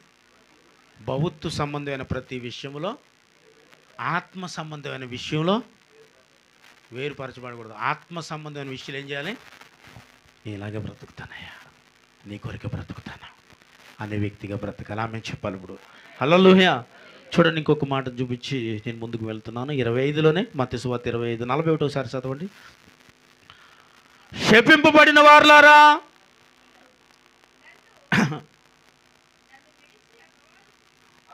అంతే అంతే, చదవండి. అపవాదికిని వాడి దూతలకును సిద్ధపరిచి ఉన్న నిత్యాగ్నిలోనికి వెళ్ళండి. ఎక్కడికి వెళ్ళాలంటే ఇప్పుడు ఎవరయ్యా వీరు? వేరుపరచబడిన వారు. అంటే అక్కడ రాయబడిన మాట శపింపబడిన వారు అని రాయబడి ఉంది. శపింపబడిన వారు ఎవరు? ఇందాకేమో ఏమన్నారు అక్కడ? నా తండ్రి చేత ఆశీర్వదింపబడిన వాడా అన్నాడు. ఆమేన్.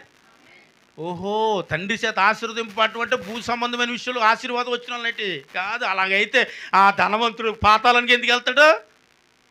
ఆశీర్వదింపబడిన వాడా అంటే ఆత్మ సంబంధమైన ప్రతి విషయంలో ఒక వ్యక్తి ఆశీర్వదింపబడితే ఆశీర్వదింపబడిన వ్యక్తి దేవుని రాజ్యంలో ఉంటాడు. ఆమేన్ చెప్పు, చప్పట్లు కొట్టాలా?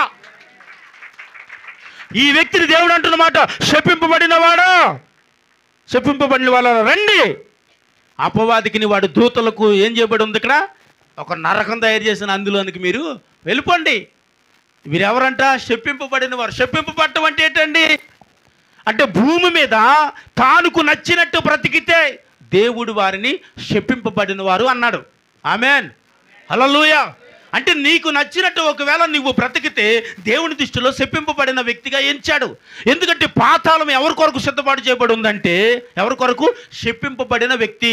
శపింపబడిన వ్యక్తి ఎవరయ్యా అంటే ఎవరు చెప్పాలి? లూసిఫర్ సైన్యం. అంటే అపవాది శపింపబడింది. ఎందుకు శపింపబడింది? అది దేవునితో సమానంగా తను ఎంచుకుంది. ఆయనకంటే గొప్పవాడిగా ప్రకటించుకుంది.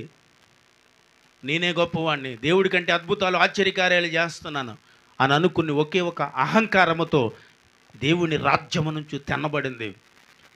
దానిని ఎందుకు తన్నాడు దేవుడు అంటే శపించాడు కాబట్టి తన్నాడు. ఆ శపింపబడిన వారితో సహవాసం చేసేవారిని దేవుడు ఏమంటాడు ఇప్పుడు చెప్పాలి? బుద్ధి లేదట్రా, బుద్ధి లేని ఎదవలతో తిరుగుతున్నావు అని ఎవరిని అంటారండి? బుద్ధి లేనితో తిరిగినోని బుద్ధి లేనని అంటారు, అంతే కదా? బుద్ధి ఉన్నవని అలా అంటారు కదా. బుద్ధి లేని వాళ్ళతో తిరిగినప్పుడే బుద్ధి లేదా, బుద్ధి లేని వాళ్ళతో తిరుగుతున్నావు అంటే వాడు శపింపబడ్డాడు కాబట్టి దేవుని రాజ్యము నుండి వాడు తన్నివేయబడ్డాడు ఈ భూమి మీదకి. వాడితో నువ్వు తిరిగితే వాడికి వచ్చిన శాపమే నీకు. కాబట్టి అప్పుడు శపింపబడిన వాడా ఎక్కడికి వెళ్ళాలి చెప్పాలి? అపవాదికిని వాడి దూతలకు సిద్ధపాటు చేయబడిన ఆ నిత్యాగ్నిలోనికి వెళ్ళిపో.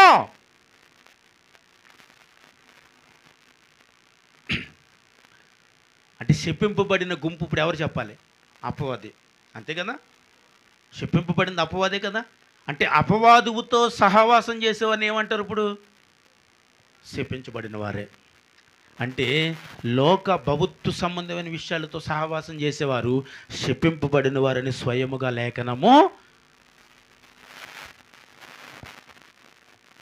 ఇది వినటానికి చాలా బాధగా ఉండొచ్చు, కానీ ఇది సత్యం. ఆమేన్. ఇది వినటానికి బాధగానే ఉంటుంది. ఎందుకు బాధగా ఉంటుందంటే ఏదో ఎక్కడొచ్చిన లోపం మనలో ఉండొచ్చు. ఆ లోపాన్ని బట్టి అమ్మో అంటే నేను ఇప్పుడు అపవాదితో స్నేహం చేస్తున్నానంటావా, అపవాదితో బ్రతుకుతున్నానంటావా? కాబట్టి ఒకవేళ ఆడితో నేను ఈ రీతిగా నేను బ్రతికితే ఇప్పుడు నేను శపించబడిన దాన్నే కదా, నేను శపింపబడిన వాడినే కదా. కాబట్టి ఇప్పుడు నేను ఎక్కడికి వెళ్తాను?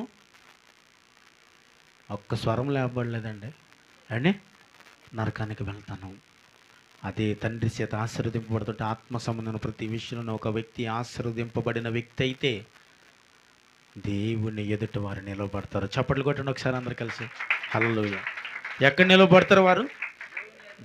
దేవుని ఎదుట వారు నిలబడతారు. చూడండి మత్తయి సువార్త 25 అదే అధ్యాయము 45-46 వచనాలు ఒకసారి చదవాలి. 45-46 వచనాలు. అందుకైన మిక్కిలి అల్పులైన దీనిలో ఒకనైనను మీరు ఇలాగు చేయలేదు కనుక మీతో నిశ్చయముగా చెప్పుచున్నానని వారితో అనెను. నిత్య శిక్షకును నీతిమంతులు నిత్య జీవన బోధులు. చప్పట్లు కొట్టాలప్పుడు. తప్పు చేయవాడు ఎక్కడికి వెళ్ళాడు? నిత్య శిక్షలోనికి వెళ్ళాడు. నీతిమంతుడు నిత్య జీవంలోనికి వెళ్ళాడు. ఆమెను చెప్పాలి అప్పుడు. హల్లెలూయా. అంటే ఆ 25 అధ్యాయం మీరు చదువుకొని ఇంటికి వెళ్ళిన తర్వాత అదంతా అక్కడ రాయబడి ఉంటుంది ప్రభు కొరకు. ప్రభు ఏమంటారంటే నేను దిగంబరునే ఉన్నాను చెప్పాలి, నాకు వస్త్రం ఇచ్చింది. ఆకలి కొంటూ ఉంటే ఆహారం పెట్టిద్రి, దప్పుకొంటుని దాహము తీర్చిద్రి, నేను శరలో ఉన్నప్పుడు నన్ను పలకరించి వచ్చిద్రి అంటే, అయ్యా ఇవన్నీ ఎప్పుడు చేసాం? యేసు ప్రభు శరలో ఉన్నారని వచ్చినప్పుడు వచ్చాను, ఆకలితో ఉన్నప్పుడు నేను వచ్చి అన్నం పెట్టాను, దాహం వేస్తున్నాను వచ్చినప్పుడు నీళ్లు పెట్టానా అంటే, ఇట్టి వారికి కలిగి ఉన్నప్పుడు మీరు ఏం చేశారు? వారికి సహకరించితే అది నాకు చేశారు. స్తోత్రం చెప్పాలప్పుడు.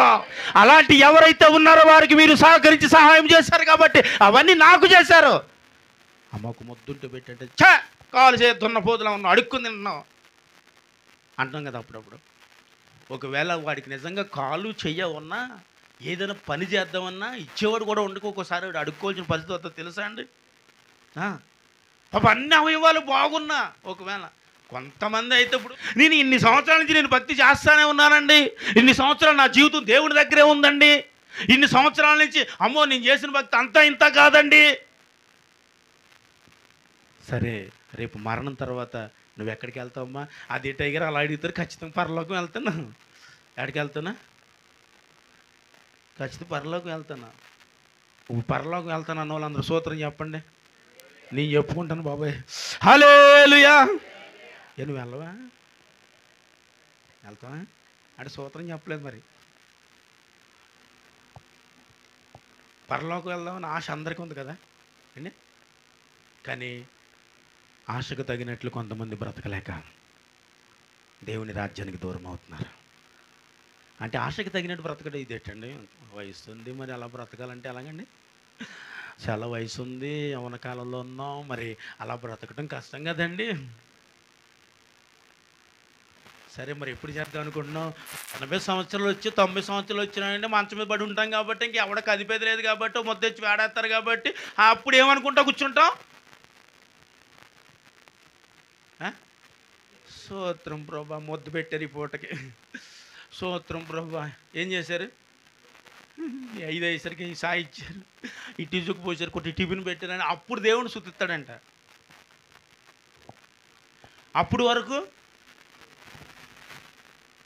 అంటే మరి వయసుని బట్టి ఉన్న అందాన్ని బట్టి గ్లామర్ పాడవకుండా కాపాడుకోవడానికి కొద్దిగా లోకంలో భౌతిక సంబంధం విషయంలో తప్పదు కదండి. అందరితో పాటు తిరుగుతామండి, అందరితో పాటు ఉంటామండి. కాబట్టి ఏమి పెట్టారా? నేను ఒప్పుకుంటుంటే మీకు ఒప్పుకోనకే వచ్చిందా? ఒప్పుకోండి తల్లి, ఒప్పుకోండి. నేను ఒప్పేసుకుంటున్నాను కదా ఇక్కడ. నేను అలాగే అనుకున్నాను. నేను భౌతిక సంబంధం విషయంలో నేను నాకు నచ్చినట్టు బతికాలని చాలా ప్రయాసపడ్డాను, కానీ నా వల్ల కాలేదు. దేవుడి మాట వినకపోతే ఒకవేళ మనం నచ్చినట్టు కూడా ఈ లోకంలో బ్రతకలని తెలుసా అండి మనకు? ఒకవేళ బ్రతికేద్దాం అనుకుంటాం, మనం ట్రై చేస్తామో ఇలా బ్రతకాలి, అలా బ్రతకాలి, ఇలా జీవించాలి, అలా జీవించాలి అని మనం అనుకుంటాం. కానీ మనకు నచ్చినట్టు ఎందుకు బ్రతకలేము అంటే దేవుని ఆత్మ నిన్ను కోరుకుంటుంది కాబట్టి. స్తోత్రం చెప్పండి. హల్లెలూయా. దేవుని ఆత్మ ఒక మనిషిని కోరుకునే అపవిత్రమైన స్థలంలో నువ్వు పోతూ ఉంటే దేవుని ఆత్మ చూస్తూ ఉండదు, గద్దిస్తుంది. ఏమని గద్దిస్తుంది? తప్పు చేస్తున్నావు, నువ్వు పాపం చేస్తున్నావు, నువ్వు వ్యతిరేకంగా బ్రతుకుతున్నావు, రేపటి దినమున నువ్వు ఎంచబడి ఎక్కడ వేయబడతావు? అగ్నిలో వేయబడతావు అంటే ఎడమభాగం మేకలు ఎంచినట్లుగా ఎంచబడతావు, జాగ్రత్త అని పరిశుద్ధాత్మ దేవుడు మనల్ని ఈ భూమి మీద ఉండగానే గద్దిస్తాడు. హల్లెలూయా. ఎప్పుడైతే గద్దిస్తాడో ఆ గద్దింపుకు నువ్వు విధేయురాలిగాను విధేయుడిగాను ఒకవేళ బ్రతికితే గంపలో వేయబడతావు. చప్పట్లు కొట్టండి ఇప్పుడు అందరు కలిసి. ఎక్కడ వేయబడతావు ఏమండి? ఎక్కడ వేయబడతావు? గంపలో వేయబడతాం. యోహాను సువార్త 10వ అధ్యాయం ఒకసారి తీయండి అందరూ కలిసి. యోహాను సువార్త 10వ అధ్యాయము 26 నుంచి 28 వచనాలు ఒకసారి చదవండి. 10వ అధ్యాయము 26 నుంచి 28.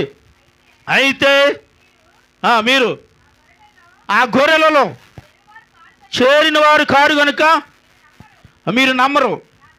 నా గొర్రెలు నా స్వరము వినును, నేను వారిని వెరుగుదును. ఎవరమ్మా? వారు నన్ను వెంబడిస్తారు. ఆమేన్. హల్లెలూయా. అయితే మీరు నా గొర్రెలు కాదని కొంతమందిని అన్నాడు. నా గొర్రె ఏం చేస్తుంది? నా స్వరం వింటుంది కాబట్టి అది నన్ను వెంబడిస్తుంది. ఆమేన్ చెప్పాలి. నేను అదే అన్నాను, పరిశుద్ధాత్మ దేవుడు మనతో మాట్లాడేటప్పుడు ఎవరైతే పరిశుద్ధాత్మతో నడిపింపబడతారో వారు మాత్రమే దేవుని మాట విని వారు దేవునికి విధేయులే. పాపం వైపు వెళ్ళటానికి వారు భయపడతారు, వణుకుతారు. దేవుని మాట వినని గొర్రెలు కొన్ని ఉన్నాయండి. వాటి కోసం అంటే మీరు నా గొర్రెలు కాదురా నాయన, మీరు నా మాట వినరు. కానీ వినేవాళ్ళనేమో గొర్రెలు అన్నాడు, వినని వాడిని మేకలుగా పెంచి కేటాయించి తీసుకొచ్చి ఇప్పుడు ఆయన మాట వినివారిని మాత్రం ఆయన ఏమంటున్నాడు తెలుసా? నువ్వు నా స్వరము వింటూ నన్ను వెంబడిస్తావు. ఆమేన్. హల్లెలూయా. ఇప్పుడు దేవుని స్వరము విన్నవారు ఏం చేస్తారంటే, దేవుని స్వరము విన్నవారు ఏం చేస్తారు? దేవుణ్ణి మాత్రమే వారు వెంబడిస్తారు. ఆమేన్, హల్లెలూయా. వారు దేవుని స్వరము విన్నవారు అంటే వారు దేవునికి భయపడి బ్రతకువారు. స్తోత్రం అని చెప్పాలి. పడిపోతున్నారు, రే తమ్ముడికి తెలిసిపోయింది, మనమే కొట్టామని, మనమే అమ్మేసామని తమ్ముడికి తెలిసిపోయింది. ఇప్పుడు ఐగుప్తు దేశంలో మనల్ని ఇంక ఇంటికి తిరిగి వెళ్ళనివ్వడం నాలుగు భయపడుతున్నాడు.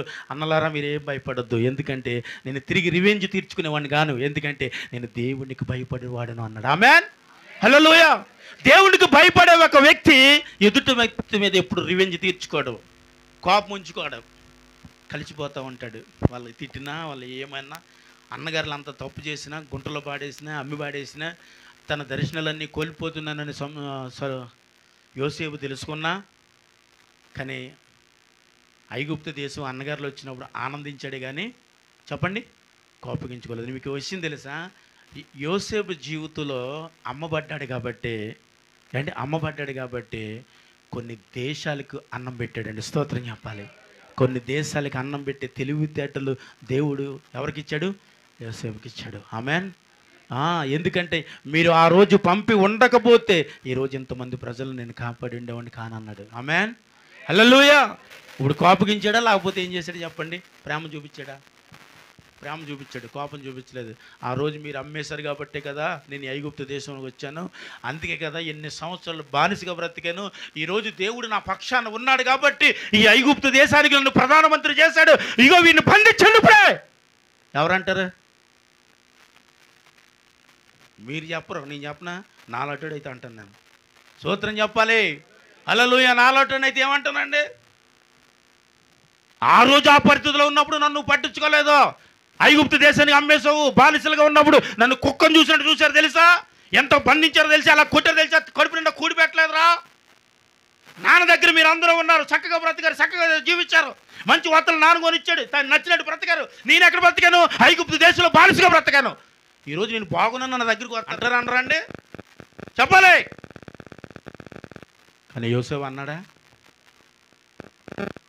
ఎందుకండి? నేనేమన్నాను? ఆయన దేవునికి భయపడేవాడు. స్తోత్రం అని చెప్పండి, హల్లెలూయా. దేవునికి భయపడే వ్యక్తి ఏం చేయడు? నా మీద అర్థం కోపడుతున్నారు అప్పుడప్పుడు మీరు. ఇప్పుడు జ్ఞాపకం ఉంచుకోండి, దేవుడికి భయపడే వ్యక్తి ఏం చేయరు? ఆమేన్, హల్లెలూయా. అండ్ అప్పుడప్పుడు నా మీద కోపకిచ్చోళ్ళు ఎవరున్నారు? చేతులు ఎత్తండి. ఒక్కలు ఎత్తరండి. అమ్మో, అయ్యి బాబాయ్, ఇలాగెత్తారండి. ఇప్పుడు వరకు నన్ను పేమెత్తున్నారని అనుకుంటే నా మీద ఎంత కోపాలు ఉన్నాయా మీకు? నువ్వు ఎత్తలేదమ్మా, ఎప్పుడు నా మీద కోపాలు లేదంటే మరి ఎత్తు. మరి అది మీకు లేదు కదండి ఎప్పుడు నా మీద. అసలు ఎన్నన్నా సరే, ఎందుకంటే మీరు దేవుడికి భయపడేవాడు. స్తోత్రం చెప్పండి, హల్లెలూయా. ఆయన దేవుడికి భయపడేవాడు అండి. అందుకే ఎన్ని మాటలన్నా పాపం నా ఎదురు కూర్చుండేవాడు, ఇంక పళ్ళకి వెనక్కి వెళ్ళిపోయాడు అంతే. ఎందుకంటే ఆయనకి దేవుడు అంటే భయం అండి. అయ్యో ఇతను అనే ప్రతిసారి ఆ మాటలు విట్టి నాకు కోపం వచ్చేస్తూ ఉంది కాబట్టి ఆయనకి సాటుగా కూర్చోవటం మేలు అనుకున్నాడు ఆయన. నిజం కదండి? పదే పదే ఒక మనిషిని ఎవరైనా ఇబ్బంది పెట్టేటప్పుడు ఆ వ్యక్తికి దూరంగా బ్రతకటం నిజంగా మంచిది. దేవునికి స్తోత్రం చెప్పండి, హల్లెలూయా. మనం రివెంజ్ తీర్చుకునే అవసరం లేదు, కానీ ఏం చేయాలి? అలాంటి వ్యక్తి అయితే ఒకవేళ నీకు ఆ వ్యక్తి వల్ల బాధ కలిగితే, నొప్పి కలిగితే, నీకు ఏదైనా ఇబ్బందికరమైన పరిస్థితి అంటే ఆత్మ సంబంధం విషయంలో కాదండి, భౌతిక సంబంధం విషయంలో నీకు బాధ కలిగితే ఇంకా అలాంటి వ్యక్తికి మనం దూరంగా బ్రతకాలి. ఆమేన్, హల్లెలూయా. ఆత్మ దాని విషయంలో ఇలా బాధ ఉండదు, నొప్పి ఉండదు మనకి తెలుసా అండి? ప్రతి విషయంలో ఎప్పుడు ప్రభుతో ఆనందిస్తూనే ఆనందపడుతూనే ఉంటాం మనం. ఆమేన్, హల్లెలూయా. బాధ అయినా ఆనందపడతాం, నొప్పి అయినా ఆనందపడతాం. ప్రభు నామమును మహిమపరచాలండి, హల్లెలూయా. ఎందుకంటే మనము దేవునికి భయపడే వ్యక్తులమండి. ఆమేన్ చెప్పండి, ఆమేన్, హల్లెలూయా. మనం దేనికి పడితే దానికి భయపడం, దేవునికి మాత్రమే మనం భయపడి బ్రతుకుతాం. ఆమేన్, హల్లెలూయా. కాబట్టి అలా దేవునికి భయపడి నువ్వు బ్రతికితే ఐగుప్తు దేశం మీద ప్రధానమంత్రిగా చేయబడ్డాడు. ఈరోజు అంటే ఆత్మ సంబంధమైన విషయంలోని అలాగే బ్రతికాడు, భౌతిక సంబంధమైన విషయంలోని ఉన్నతమైన స్థితిలోనే నిలబెట్టాడు. ఆమెను చెప్పాలి. దేవునికి భయపడే ఒక వ్యక్తి భౌతు సంబంధమైన విషయంలోనూ ఆత్మ సంబంధమైన విషయంలో రెండిటిలోని మెజారిటీలోనే ఉంటాడు. స్తోత్రం చెప్పాలి. ఎక్కడుంటాడు చెప్పాలండి? ఎక్కడుంటాడు అంటే ఉన్నత స్థానంలోనే ఉంటాడు. ఆత్మ సంబంధమైన విషయంలోని భయపడాలి, భౌతు సంబంధమైన విషయంలోని. యేసేపు రెండిట్లోనే భయపడ్డాడు. భయపడ్డా లేదా? పొతీఫరు భార్య దగ్గర భయపడ్డాడు, పారిపోయాడు. ఆత్మ సంబంధం విషయంలో అన్నదమ్ముల దగ్గర నుంచి చోదన వచ్చిన పారిపోయాడు. ఐగుప్తు దేశంలో ఏం చేశాడంటే బానిసగా బ్రతుకుతూనే దేవుణ్ణి కనిపెట్టుకుంటూ బ్రతికాడు. కాబట్టి ఆత్మీయంగాను భౌతిక సంబంధం విషయం రెండు విషయాలలోనూ యేసేపు ఉన్నత స్థలం మీద కూర్చున్నాడు. ఆమె చెప్పాలి హల్లెలూయా. ఒక క్రైస్తవుడిగా క్రైస్తవురాలుగా పిలువబడుతున్న మీరు ఆత్మ సంబంధం విషయంలో కానీ భౌతిక సంబంధం విషయంలో రెండిటిలోని మీరే మెజారిటీలో ఉండాలి. చెప్పలేదు, మీరు చెప్పారండి. మీకు దేవుడు దీవించును గాక. ఆమెన్ చెప్పండి. ఆమెన్. ఆ బిడ్డకి సమృద్ధి ఆశీర్వాదాలు కుమ్మరించును గాక. అయ్యగారు కూర్చుని అలా అలా అలా మూత అలా ఒకసారి పక్కలాగండి. వచ్చిందా? వెంటనే మూసేయండి, అందరూ ఆరగెత్తారు. వచ్చిందండి అయ్యగారు? స్మెల్ వచ్చిందా? ఇప్పుడు వచ్చిందండి. అది కొద్ది టైం పడుద్ది, రావట్లేదు అనుకున్నా నేను. వచ్చింది. ఆత్మీయ జీవితంలో కూడా ఏం చేయబడాలి? కొద్ది టైం తీసుకుంటుంది నీకు. కానీ నువ్వు బయటికి వెళ్ళేటప్పుడు చెప్పండి, సుగంధ తైలం కంటే నూతన అద్భుతమైన సువాసన ఇతరులకు కలగాలి. ఆమె చెప్పండి హల్లెలూయా. బయటికి వెళ్ళేటప్పుడు ఎలాంటి స్మెల్ రావాలి నీ దగ్గర నుంచి?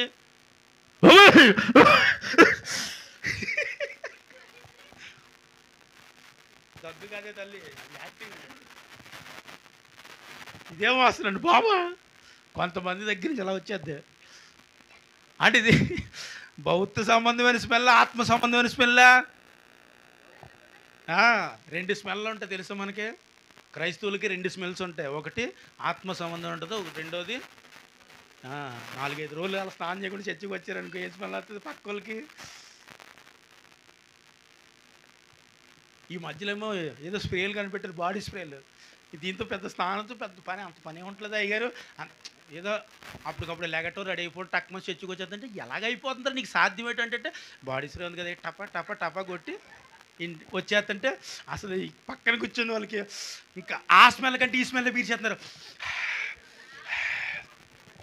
అని బీర్చేస్తున్నారు ఎల్లో. బాబు ఇది ఏ స్మెల్? ఇది భౌతిక సంబంధమైన స్మెల్. ఇది ఎక్కువ పీల్చేకండి. ఆత్మ సంబంధమైన స్మెల్ పీల్చండి. ఆమేన్. వాక్యాన్ని పంపిస్తున్నప్పుడు వాక్యాన్ని జాగ్రత్తగా పట్టుకుని దేన్ని అలాగా నన్ను బైబిల్ ఇంటికట్టుకెళ్ళి ముక్కులు తెరిపెట్టి పీరుతో కూర్చొని చదవటం మానేశారు కాక. దేవునికి స్తోత్రం చెప్పండి. ముక్కు తెరి పెట్టుకుని పీర్చడం మొదలుపెట్టి చదవటం మానేశారు అనుకో, అయ్యగారు మీరు చెప్పినట్టు స్మెల్ పీరుతానే ఉన్నాం కానీ ఆత్మీయత ఏమి ఎదుగుతలేదంటారు. మీరు ఇదేంటి ఎదగాలి కదా, ఎందుకు ఎదుగుతలేదో నేను అనుకుంటాను. రోజు ఏం చేస్తున్నారు? పడుకున్నప్పుడు లేచినప్పుడు ఇక్కడ పెట్టేసి నాన్న ఏమైంది, ఎందుకు నాన్న ఆత్మీయ జీవితులు ఎలా ఉన్నారు అని అడిగితే మీరు చెప్పినట్టుగా రోజు వాసన చూస్తున్నాం కానీ ఏ వార్తమో అర్రే అక్కడ తేడా వచ్చింది. స్మెల్ చూస్తున్నారా, చదవట్లేదా? అంటే బైబిల్ ఏం చేయాలి ఇప్పుడు? స్మెల్ చూస్తూ అంటే చదివేటప్పుడే వస్తుంది మనకు ఆ స్మెల్. దేవునికి స్తోత్రం చెప్పండి హల్లెలూయా. చదివేటప్పుడు ఏమొస్తుందండి? అది ఒక ఆనందాన్ని పుట్టిస్తూ ఉంటుంది తెలుసా మనకి. వాక్యాన్ని చదివేటప్పుడు ఎంతమంది ఏడుస్తారు? ఏడరమ్మా ఇటు ఇక్కడ ఎంతమంది ఉన్నారు ఏడలేని వాళ్ళు అంటే చదవుతలేదా ఏంటి కొంప తీసి మరి ఏడుస్తారా ఇప్పుడన్నానే? ఏడరా బాధ కన్నానా. ఒక్కొక్కసారి వాక్యం మనతో మాట్లాడేస్తుంది చదువుతున్నప్పుడు. అప్పుడు మనకు పశ్చాత్తాపం తన్నుకు వచ్చేసి నీళ్ళు బయటకు వచ్చేస్తుంటే అమ్మిచ్చిన కచ్చిపు కూడా సరిపోదా అలా వచ్చేది ఏడుపు. నేను అలా ఒంటరిగా ఎన్నోసార్లు చదువుతూ ఏడ్చేస్తూ ఉంటాను. ఎందుకో తెలుసా? మనతో దేవుడు మాట్లాడేస్తున్నట్టు ఉంటుందండి. అప్పుడు మనలోనికి ఏమొస్తుందో తెలుసా? అమ్మో ఈ పని చేశాను అందుకే దేవుడు నాతో మాట్లాడాడు, అప్పుడు ఏడుపు వస్తుంది అనమాట. అప్పుడు మనకి స్మెల్ వస్తుంది. స్తోత్రం చెప్పాలి హల్లెలూయా. అప్పుడు స్మెల్ వస్తుంది. ఆ స్మెల్కి మనం ఎంత తృప్తిగా ఉన్నాం. అమ్మగారికి అప్పుడు బ్యాడ్ స్మెల్ వచ్చేటప్పుడు వాంతులు వచ్చేస్తే ఆవిడకి తెలుసా. అలా కాకుండా మంచి స్మెల్ వచ్చినప్పుడు ఏమంటాం? బ్యాడ్ స్మెల్ వచ్చినప్పుడు అలా పేర్చండి. రోడ్డు అంటే వెళ్ళినప్పుడు ఏదైనా గొడ్డు చచ్చిపోయి ఉంటుంది అక్కడ, ఓ మూసేసుకుంటారు. మన అక్కడికి వెళ్ళి ఏదో ఊరు వెళ్ళాం కదా, అక్కడ అది ఏదో బ్యాడ్ స్మెల్ వచ్చింది కదండి, కాసేపు ఆటో ఆపుతానన్నారు కదా, మనం అందరూ వెళ్ళామండి, రెబ్బకమ్మ అందరూ వెళ్ళాం, ఉయ్యూరు వెళ్ళాం కదా, దారిలో అదేదో కంపెనీ ఉంది కదండి అక్కడ భయంకర స్మెల్లో, ఇలా ఎలా మూసేసుకున్నారు. వాళ్ళతో ప్లే ఆపేనమ్మా. యోగా చేసే వాళ్ళకి బాగా అలవాటు ఉంటుందండి. యోగా ఎంతమంది చేస్తారు? ఎవరు లేరండి యోగా చేయరామ్మా? యోగా చేయటం మీకు చాలా మంచిదమ్మా, యోగా చేయాలి. ఒకవేళ మీకు దేవునికి స్తోత్రం, మంచిది. యోగా చేయటానికి ఒక ఉపయోగకరం కూడా ఉంటుంది కాబట్టి మీరు ఒకవేళ అంతగా మీకు చేత కాకపోతే దాన్ని గూగుల్లో చూసుకుని మనం ముందుకెళ్ళిపోవచ్చు. యోగా చేసి అలవాటు ఉన్నప్పుడు ఎలాంటి దిక్కునైతే మనల్ని మనం కాపాడుకోవచ్చు. ఒకవేళ ఎవడన్నా కొట్టడానికి చచ్చిపోయినట్టు కూడా నటించవచ్చు. ఆడనుకుంటాడు ఇలా కొట్టి కొట్టి కొట్టి వీడు సచ్చాడానికి సచ్చినోడు ఏం కొడతామని వెళ్ళిపోతాడు. అప్పుడు అంటే దీనికి కూడా ఉపయోగకరంగా ఉంటుందని చెప్తున్నాను మరి. హల్లెలూయా. ఏమండి, యోగా ప్రతిదానికి ఉపయోగకరంగా ఉంటుంది, ఆరోగ్యానికి చాలా మంచిది. యోగా నేర్చుకోండి. రోడ్డు మీద వెళ్ళేటప్పుడు బయట ఎలాంటి భయంకర స్మెల్స్ వచ్చినా నిన్ను ఎవరు చూసి అది ఎట్లా అడిగి స్మెల్ వస్తలేదు అనుకుంటారు. నువ్వు మామూలుగా ఉంటావు కానీ శ్వాస ఆపేస్తావు. నువ్వు మామూలుగా కనిపోతే అందరికీ చాలా యాక్టివ్గా ఉన్నారు మనిషి అనుకుంటారు, శ్వాస మాత్రం ఆగిపోయింది. అందరం ఇంకా చూస్తుంటారు కానీ శ్వాస ఆగిపోయింది అక్కడ, అది ఎవరికీ తెలియదు అనుకుంటారు. అప్పుడు ఎంత దేనికన్నా భయపడాలని వ్యక్తి అని అనుకుంటారు. కాసేపు ఉన్నది వెళ్తుంది బండారు అమ్మ అంటాం కదా, అప్పుడు ఓ వీడి దుంప తగ్గి ఇప్పుడు దాకా ఏం ఆపేసాడు. కాబట్టి మనకు రోడ్డు మీదకి వెళ్ళేటప్పుడు ఇలాంటిది చాలా మంచి ఉపయోగకరంగా ఉంటుంది. కాబట్టి మనం యోగా నేర్చుకోవడానికి కూడా ప్రయత్నం చేయండి. ఆమేన్. హల్లెలూయా. చెప్పండి, రోడ్ల మీద ఉన్న స్మెల్ కంటే మనకి ఏ స్మెల్ ఉపయోగకరం? ఇప్పుడు చెప్పాలి, ఆత్మ సంబంధమైన వాక్యం అనే స్మెల్. ఒక ఆత్మ సంబంధమైన వాక్యము మనలను, మన భవిష్యత్తులో మన జీవితాలను బాగు చేస్తుందండి. ఆమేన్ చెప్పాలి. హల్లెలూయా. చూడండి 3:16 ఒకసారి చదవండి ఇందాక చెప్పిన వాక్యమును. యోహాను సువార్త 3:16 దేవుడు దేని కొరకు ఈ భూమి మీదకి వచ్చాడో? దేవుడు లోకమును ఎంతో ప్రేమించును కాగా ఆయన తన అద్వితీయ కుమారుని యందు పుట్టిన వాని యందు విశ్వాసముంచు ప్రతి వానిని నశింపక నిత్య జీవము పొందినట్లు ఆయన వారికి అనుగ్రహించారు. చప్పుడు కొట్టేసాను మహింపరచాలి. ఇప్పుడు చెప్పండి, ఏమిచ్చాడంట? నశింపక నిత్య జీవాన్ని పొందుటకు దేవుడు నీకు అనుగ్రహించిన బహుమానమే. ఆమేన్. హల్లెలూయా. అంటే దేవుడు మనలను నశించిపోవటానికి దేవుడు ఇష్టపడ్డాడా? ఇష్టపడలేదా? ఇష్టపడలేదండి. ఒక మనిషి నశించిపోవడం దేవుడికి ఇష్టం కాదు. నువ్వు నశించిపోతుంటే చూస్తూ ఉండలేక, అందుకే నశించిన దాన్ని వెతుకు రక్షించుటకు మనుష్య కుమారుడు ఈ భూమి మీదకి వచ్చాడని రాయబడి ఉంటుంది. నశించిపోతున్న నిన్ను నన్ను దేవుడు వెతకటానికే వచ్చాడండి. ఏ విషయంలో నశించిపోతున్నాను? ఆత్మ విషయంలో నశించిపోతున్నాను. ఏ విషయంలో నశించిపోతున్నాను? త్రాగుడి విషయంలో నశించిపోతున్నాను. ఏ విషయంలో నశించిపోతున్నాను? వ్యభిచార విషయంలో నశించిపోతున్నాను. ఏ విషయంలో నశించిపోతున్నాను? అబద్ధపనే విషయంలో నశించిపోతున్నాను. ఏ విషయంలో నశించిపోతున్నాను? అసూయ అనే విషయంలో నశించిపోతున్నాను. ఏ విషయంలో నశించిపోతున్నాను? నాకు కోపం అనే విషయం ఉంది, అది కూడా నేను నశించిపోతున్నాను. ఈ భౌతిక సంబంధమైన ఎన్నో విషయాలలో నువ్వు నశించిపోతుంటే దేవుడు చూస్తూ ఉండలేక నశించిపోతున్న నిన్ను వెతకటానికి ఈ భూమి మీదకి వచ్చి ఆయన నిత్య జీవాన్ని నీకు అనుగ్రహించాడంట. ఆమేన్. హల్లెలూయా. నువ్వు చెప్పుకోవాలి ఇప్పుడు, ప్రభా నేను ఏ విషయంలో నశించిపోతున్నాను అంటే, నేను ఏ విషయంలో నశించిపోతున్నానంటే మనం నిలదీసినట్టుంది. ఇప్పుడు ఏ విషయంలో నేను నశించిపోతున్నాను నువ్వు వచ్చావు అన్నట్టుంది. ప్రభా నేను ఏ విషయంలో నశించిపోతున్నాను నీకు తెలుసు. ఎందుకంటే ఇక్కడ బోధిస్తున్న నాకు తెలియకపోవచ్చు, కానీ అక్కడ కూర్చున్న మీకు తెలుసు ఏ విషయంలో మీరు నశించిపోతున్నారో, ఏ విషయంలో పడిపోతున్నారో, ఏ విషయంలో కృంగిపోతున్నారో, ఏ విషయంలో కుమిలిపోతున్నారో అక్కడ కూర్చున్న మీకు, ఏమండి, చూస్తున్న పరమ తండ్రికి మాత్రమే తెలుసు. బోధిస్తున్న నాకు కూడా తెలియదు మీ కొరకు. కాబట్టి ఏ విషయంలో నశించిపోతున్నారో ఆ నశించిపోతున్న విషయంలోనే దేవుడు ఈ భూమి మీదకి వచ్చాడు. చప్పట్లు కొడదామా? ఆ నశించిపోతున్న విషయంలోనే దేవుడు నిన్ను చెప్పాలి నిత్య జీవాన్ని పంపడానికి వచ్చాడు. కానీ ఇక్కడ ఏమని రాయబడింది తెలుసు? నశించిపోతున్న నీకు నిత్య జీవమును అనుగ్రహించుటకు వచ్చాడు. ఆమెను చెప్పాలి. ప్రభా నువ్వు ఎక్కడికి వెళ్తున్నావు అంటే, నేను వెళ్ళి మీకు స్థలమును సిద్ధపరచడానికి వెళుతున్నాను. ఆమేన్. హల్లెలూయా. నేను ఎక్కడికి వెళుతున్నా తెలుసా? మీకు ఒక స్థలాన్ని సిద్ధపరచడానికి. ప్రభా మరి నువ్వు వచ్చే వరకు వేరొక ఆత్మ నిన్ను, అంటే పరిశుద్ధాత్మ నిన్ను అప్పటి వరకు నడిపిస్తుంది. ఆమెను చెప్పాలి. ఈరోజు అదే పరిశుద్ధాత్మ దేవుడు మనల్ని ఏం చేస్తున్నాడు? నడిపిస్తున్నాడు. ఆమెను చెప్పాలి. ఎంతమంది పరిశుద్ధాత్మ ద్వారా నడిపింపబడుతున్నావు నమ్ముతారు?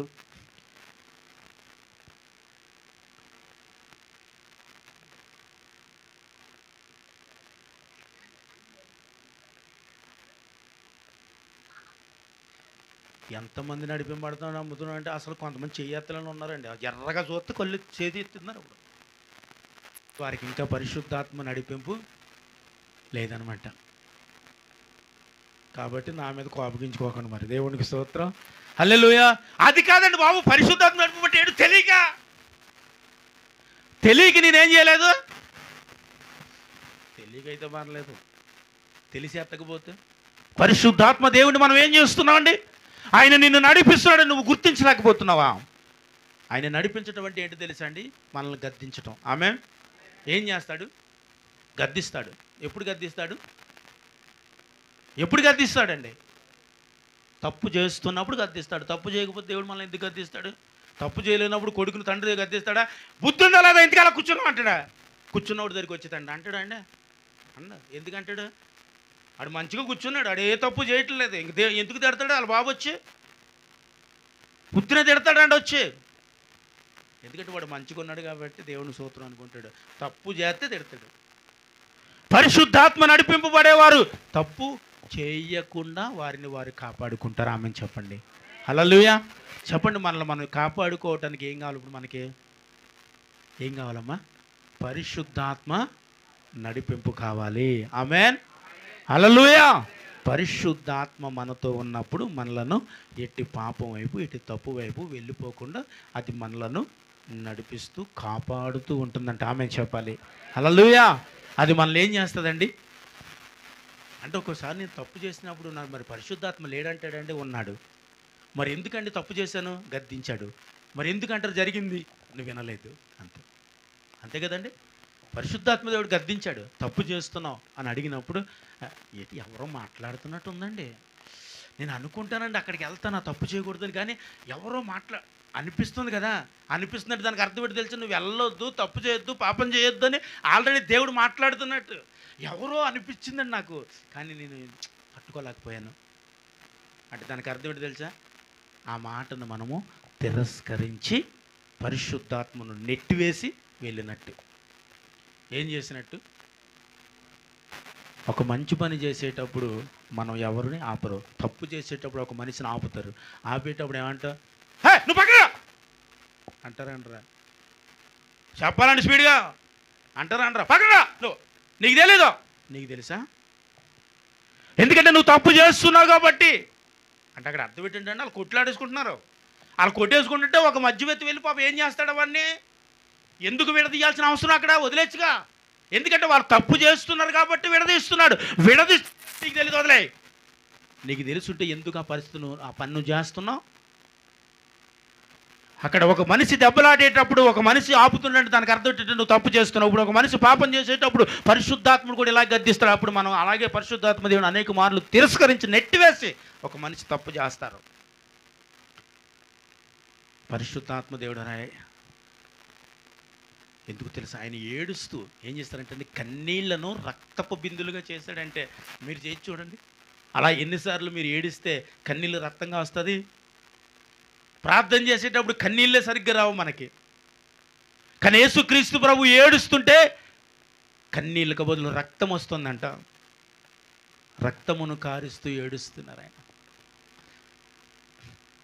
ఆయన శరీరధారి ఈ భూమి మీద ఉన్నప్పుడు తండ్రి చేత అంగీకరింపబడటానికి చేసిన ప్రార్థన అంటది. దేని కొరకండి? అంగీకరించబట్టి పంపింది ఆయనే కదా.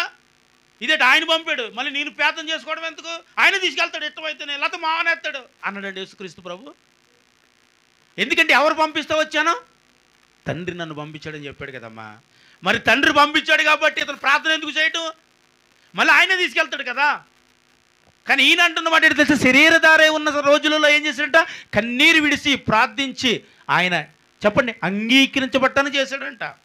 అంటే పరలోకానికి మళ్ళీ చేర్చబడటానికి పరలోకాన్ని విడిచి భూమి మీదకి వచ్చాడు. ఈ భూమి బ్రతికాడు, భూమి మీద జీవించాడు, మళ్ళీ తిరిగి పరలోకం వెళ్తాడు ప్రార్థన చేశాడు. నువ్వు పరలోకం నుంచి రాలేదు, ఈ భూమి మీద నేను తయారు చేయబడ్డాం. కానీ నువ్వు తిరిగి పరలోకం వెళ్ళాలి. ఇప్పుడు వెళ్ళాలంటే నేను ఇప్పుడు ఎంత ప్రార్థన చేయాలి, ఎంత పవిత్రంగా బ్రతకాలి, ఎంత పరిశుద్ధంగా బ్రతకాలి, ఎంతగా దేవునితో నువ్వు నడవాలి, ఎంతగా నువ్వు దేవుడితో జీవిస్తే దేవుని దగ్గరికి వెళ్తాం. పరలోకం నుండి వచ్చినాడే పరలోకం వెళ్ళటానికి ప్రార్థన చేసుకున్నాడు. ఈ భూమి మీద బ్రతికి పరలోకం ఇచ్చాడు దేవుడు. ఇప్పుడు పరలోకం మనం వెళ్ళాలంటే ఎంతగా ప్రార్థన చేయాలి, ఎంతగా దేవుడితో ఉండాలి, ఎంతగా దేవుడితో నడవాలి, ఎంతగా దేవుడితో నీ అన్యోన్యమైన సహవాసాన్ని చూపించాలి. చూపిస్తే మనం దేవుని దగ్గరికి, ఎందుకంటే ఆ రాజ్యం అంద కాదు, మనకి దేవుడు బహుమానంగా ఇచ్చాడు అంతే. ఆమె హల్లెలూయా. దేవుడు మనకు బహుమానంగా ఇచ్చాడండి. దేని కొరకు తెలుసా? నశించిపోతున్న మనకు నిత్య జీవాన్ని ఇచ్చారంట ఆయన. ఎందుకు ఈ అలుపుల మీద దేవునికి అంత ప్రేమ? ఎన్నిక లేనివాడిని అయ్యా, ఎందుకు పనికిరానివాడిని, ఎందుకు పనికిరాని దాన్ని, ఎందుకు నేనంటే నీకు ఇంత ప్రేమ? ఏమిచ్చేయా నీ రుణం తీర్చుకోగలను? ఎన్నో రాత్రులు నేను ఇలా ఏడ్చానండి. ఏమిచ్చినా నీ రుణం తీర్చలేనయ్యా. ఈ భూమి మీద భూసంబంధమైన విషయాలలో, ఆత్మ సంబంధమైన విషయాల్లో ఎన్నో రాత్రులు, ఎన్నో పగలని నాకు తేడా తెలియకుండా ఈ భూమి మీద బ్రతికేశాను. ఎన్నో రాత్రులు నా జీవితం లోకంలోనే గడిపేశాను. ఎన్నో రాత్రులు నా జీవితం లోకంలోనే గడిపేశాను. ఎన్నో రాత్రులు పగలు తేడా లేకుండా శరీర సంబంధమైన విషయాలలో పాకులాడి ప్రయాసపడి నా జీవితం అంతటిని పాడు చేసుకున్న ఒక వ్యక్తిని కదా. ఎందుకు నువ్వు నన్ను ప్రేమించావు? నా తల్లైనా నన్ను ఇంతగా ప్రేమించలేదు, నా తండ్రి అయినా నన్ను ఇంతగా ప్రేమించలేదు, నన్ను కట్టుకున్న నా భార్య కానీ నా కడుపును పుట్టిన బిడ్డలు కూడా ఇంతగా నన్ను ప్రేమించి ఉండరు కదా. నువ్వు మాత్రం ఎందుకయ్యా నన్ను ఇంతగా ప్రేమిస్తున్నావు? నన్ను ప్రేమిస్తున్న దేవునికి ఏమిచ్చి నీ రుణం తీర్చగలవు? ఎప్పుడన్నా అడిగావండి దేవుని, ప్రభా ఏమిచ్చి నీ రుణం తీర్చగలవు? నా జీవితాన్ని, నా భవిష్యత్తుని అనుక్షణము నువ్వు కాపాడుకుంటూనే వస్తూ ఉన్నావు. తప్పు చేస్తే తండ్రి గద్దించాడేమో, తల్లి గద్దించిందేమో, కానీ ఎదిగిన తర్వాత నన్ను ఇంకెవరు గద్దించలేదు. ఒకవేళ గద్దించినా, ఏయ్ నువ్వెవరు నన్ను గద్దించడానికి? కానీ అడిగాను ఎన్నోసార్లు, నువ్వెవరు నన్ను అనటానికి? ఎందుకు నువ్వు నన్ను అంటున్నావు?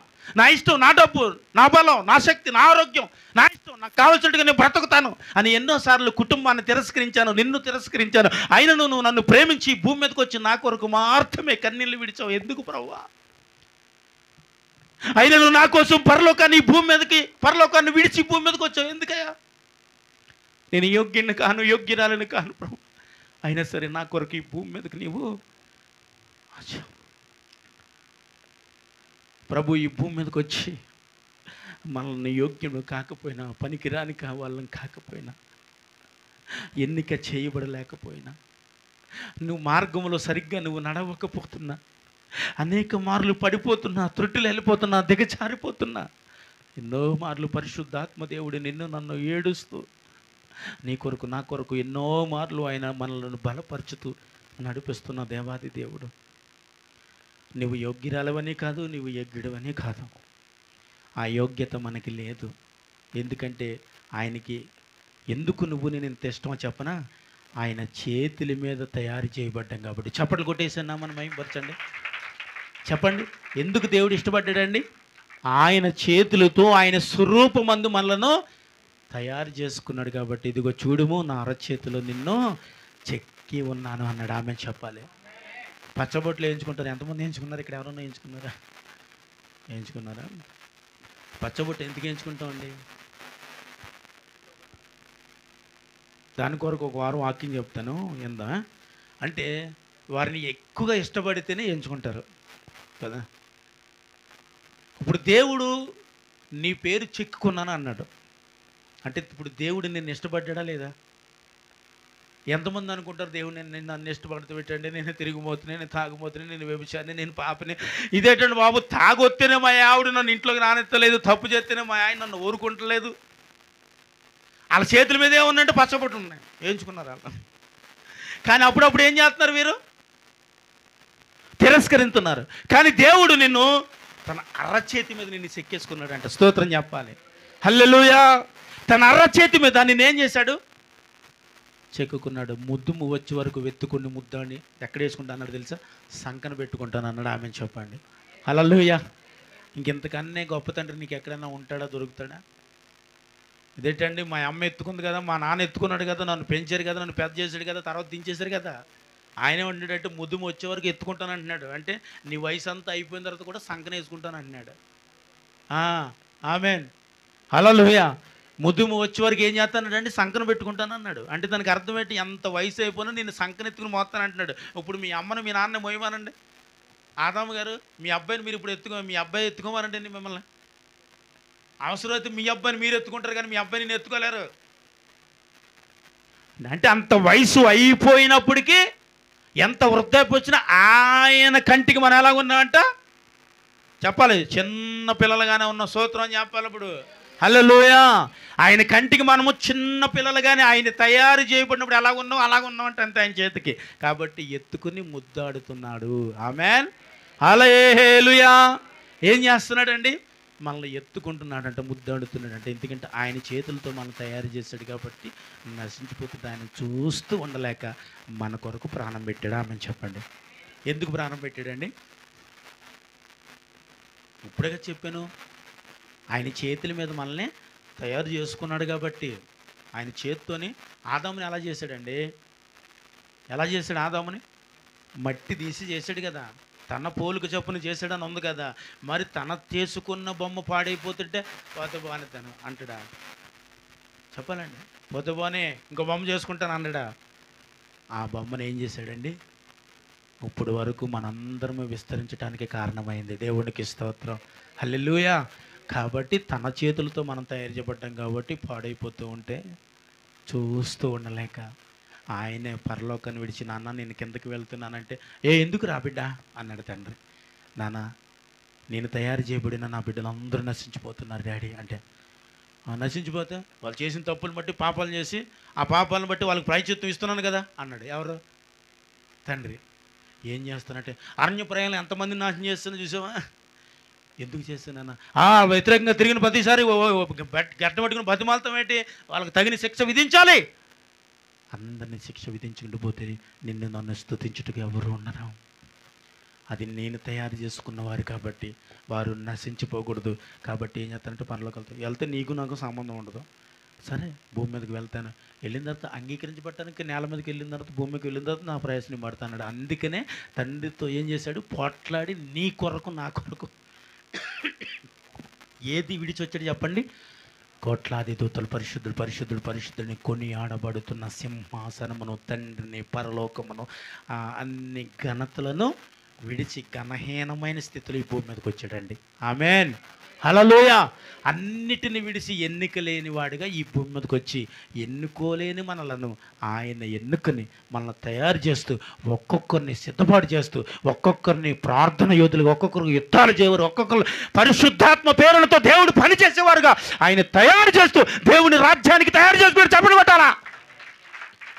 దేవుని రాజ్యానికి పనికొచ్చే పాత్రలుగా అనేకులను సిద్ధపాటు చేయటానికి అనేకులను ఏం చేస్తాడు? సువార్థికులుగా, దైవజనులుగా, బోధించేవారుగా, బోధకులుగా అనేకులను తయారు చేస్తూ తన ఆత్మతో నడిపిస్తూ నశించిపోతున్న కోట్ల ప్రజలను దేవుని రాజ్యం వైపు నడిపిస్తున్నాడని మరొకసారి చప్పట్లు కొట్టాలా? ఇదంతా ఎందుకంటే క్రీస్తుకి మన మీద ఉన్న ఆమేన్, హల్లెలూయా. అందుని బట్టే ప్రభు మన మధ్యన ఈరోజు ఉన్నారంటారు లేదా? ఎంతమంది నమ్ముతున్నారండి? ప్రభు మన మధ్య ఉన్నారు, ఉంటున్నారు, ఎప్పుడు మనలను నడిపిస్తున్నారు. ప్రభు లేకపోతే మనం బ్రతకలేం, ప్రభు లేకపోతే మనం జీవించలేం, ఒక్క అడుగైనను వేయలేమంట. యేసు లేనిదే నడువలేను, ఒక అడుగైనా వేయలేను. యేసు లేనిదే నడువలేను, ఒక అడుగైనా వేయలేను. నడిపించు యేసయ్యా నా అడుగులు తడబడకుండా, నడిపించు యేసయ్యా నా అడుగులు తడబడకుండా. యేసు లేనిదే నడువలేను, ఒక అడుగైనా వేయలేను. యేసు లేనిదే నడువలేను, ఒక అడుగైనా వేయలేను. ఆమె హల్లెలూయా. యేసు లేనిదే ఒక్క అడుగు వేయలేము. యేసిన అది మనకు ఆశీర్వాదము కాదు. యేసుతో నువ్వు నడిస్తేనే అది నీకును నీ కుటుంబానికి ఆశీర్వాదకరము. ఆమేన్. కొద్ది మాటలు నా ప్రభు దీవించి ఆశీర్వదించును గాక. మోకరించండి. మరి ప్రభుల కార్యక్రమం ఉంది, ప్రాముఖ్యమైన కార్యక్రమం ఉంది. మరి ప్రతి ఒక్కరూ మోకరించి రక్షణ పొందిన మీరు మీ కుడి చేతులు పైకి చూపించండి.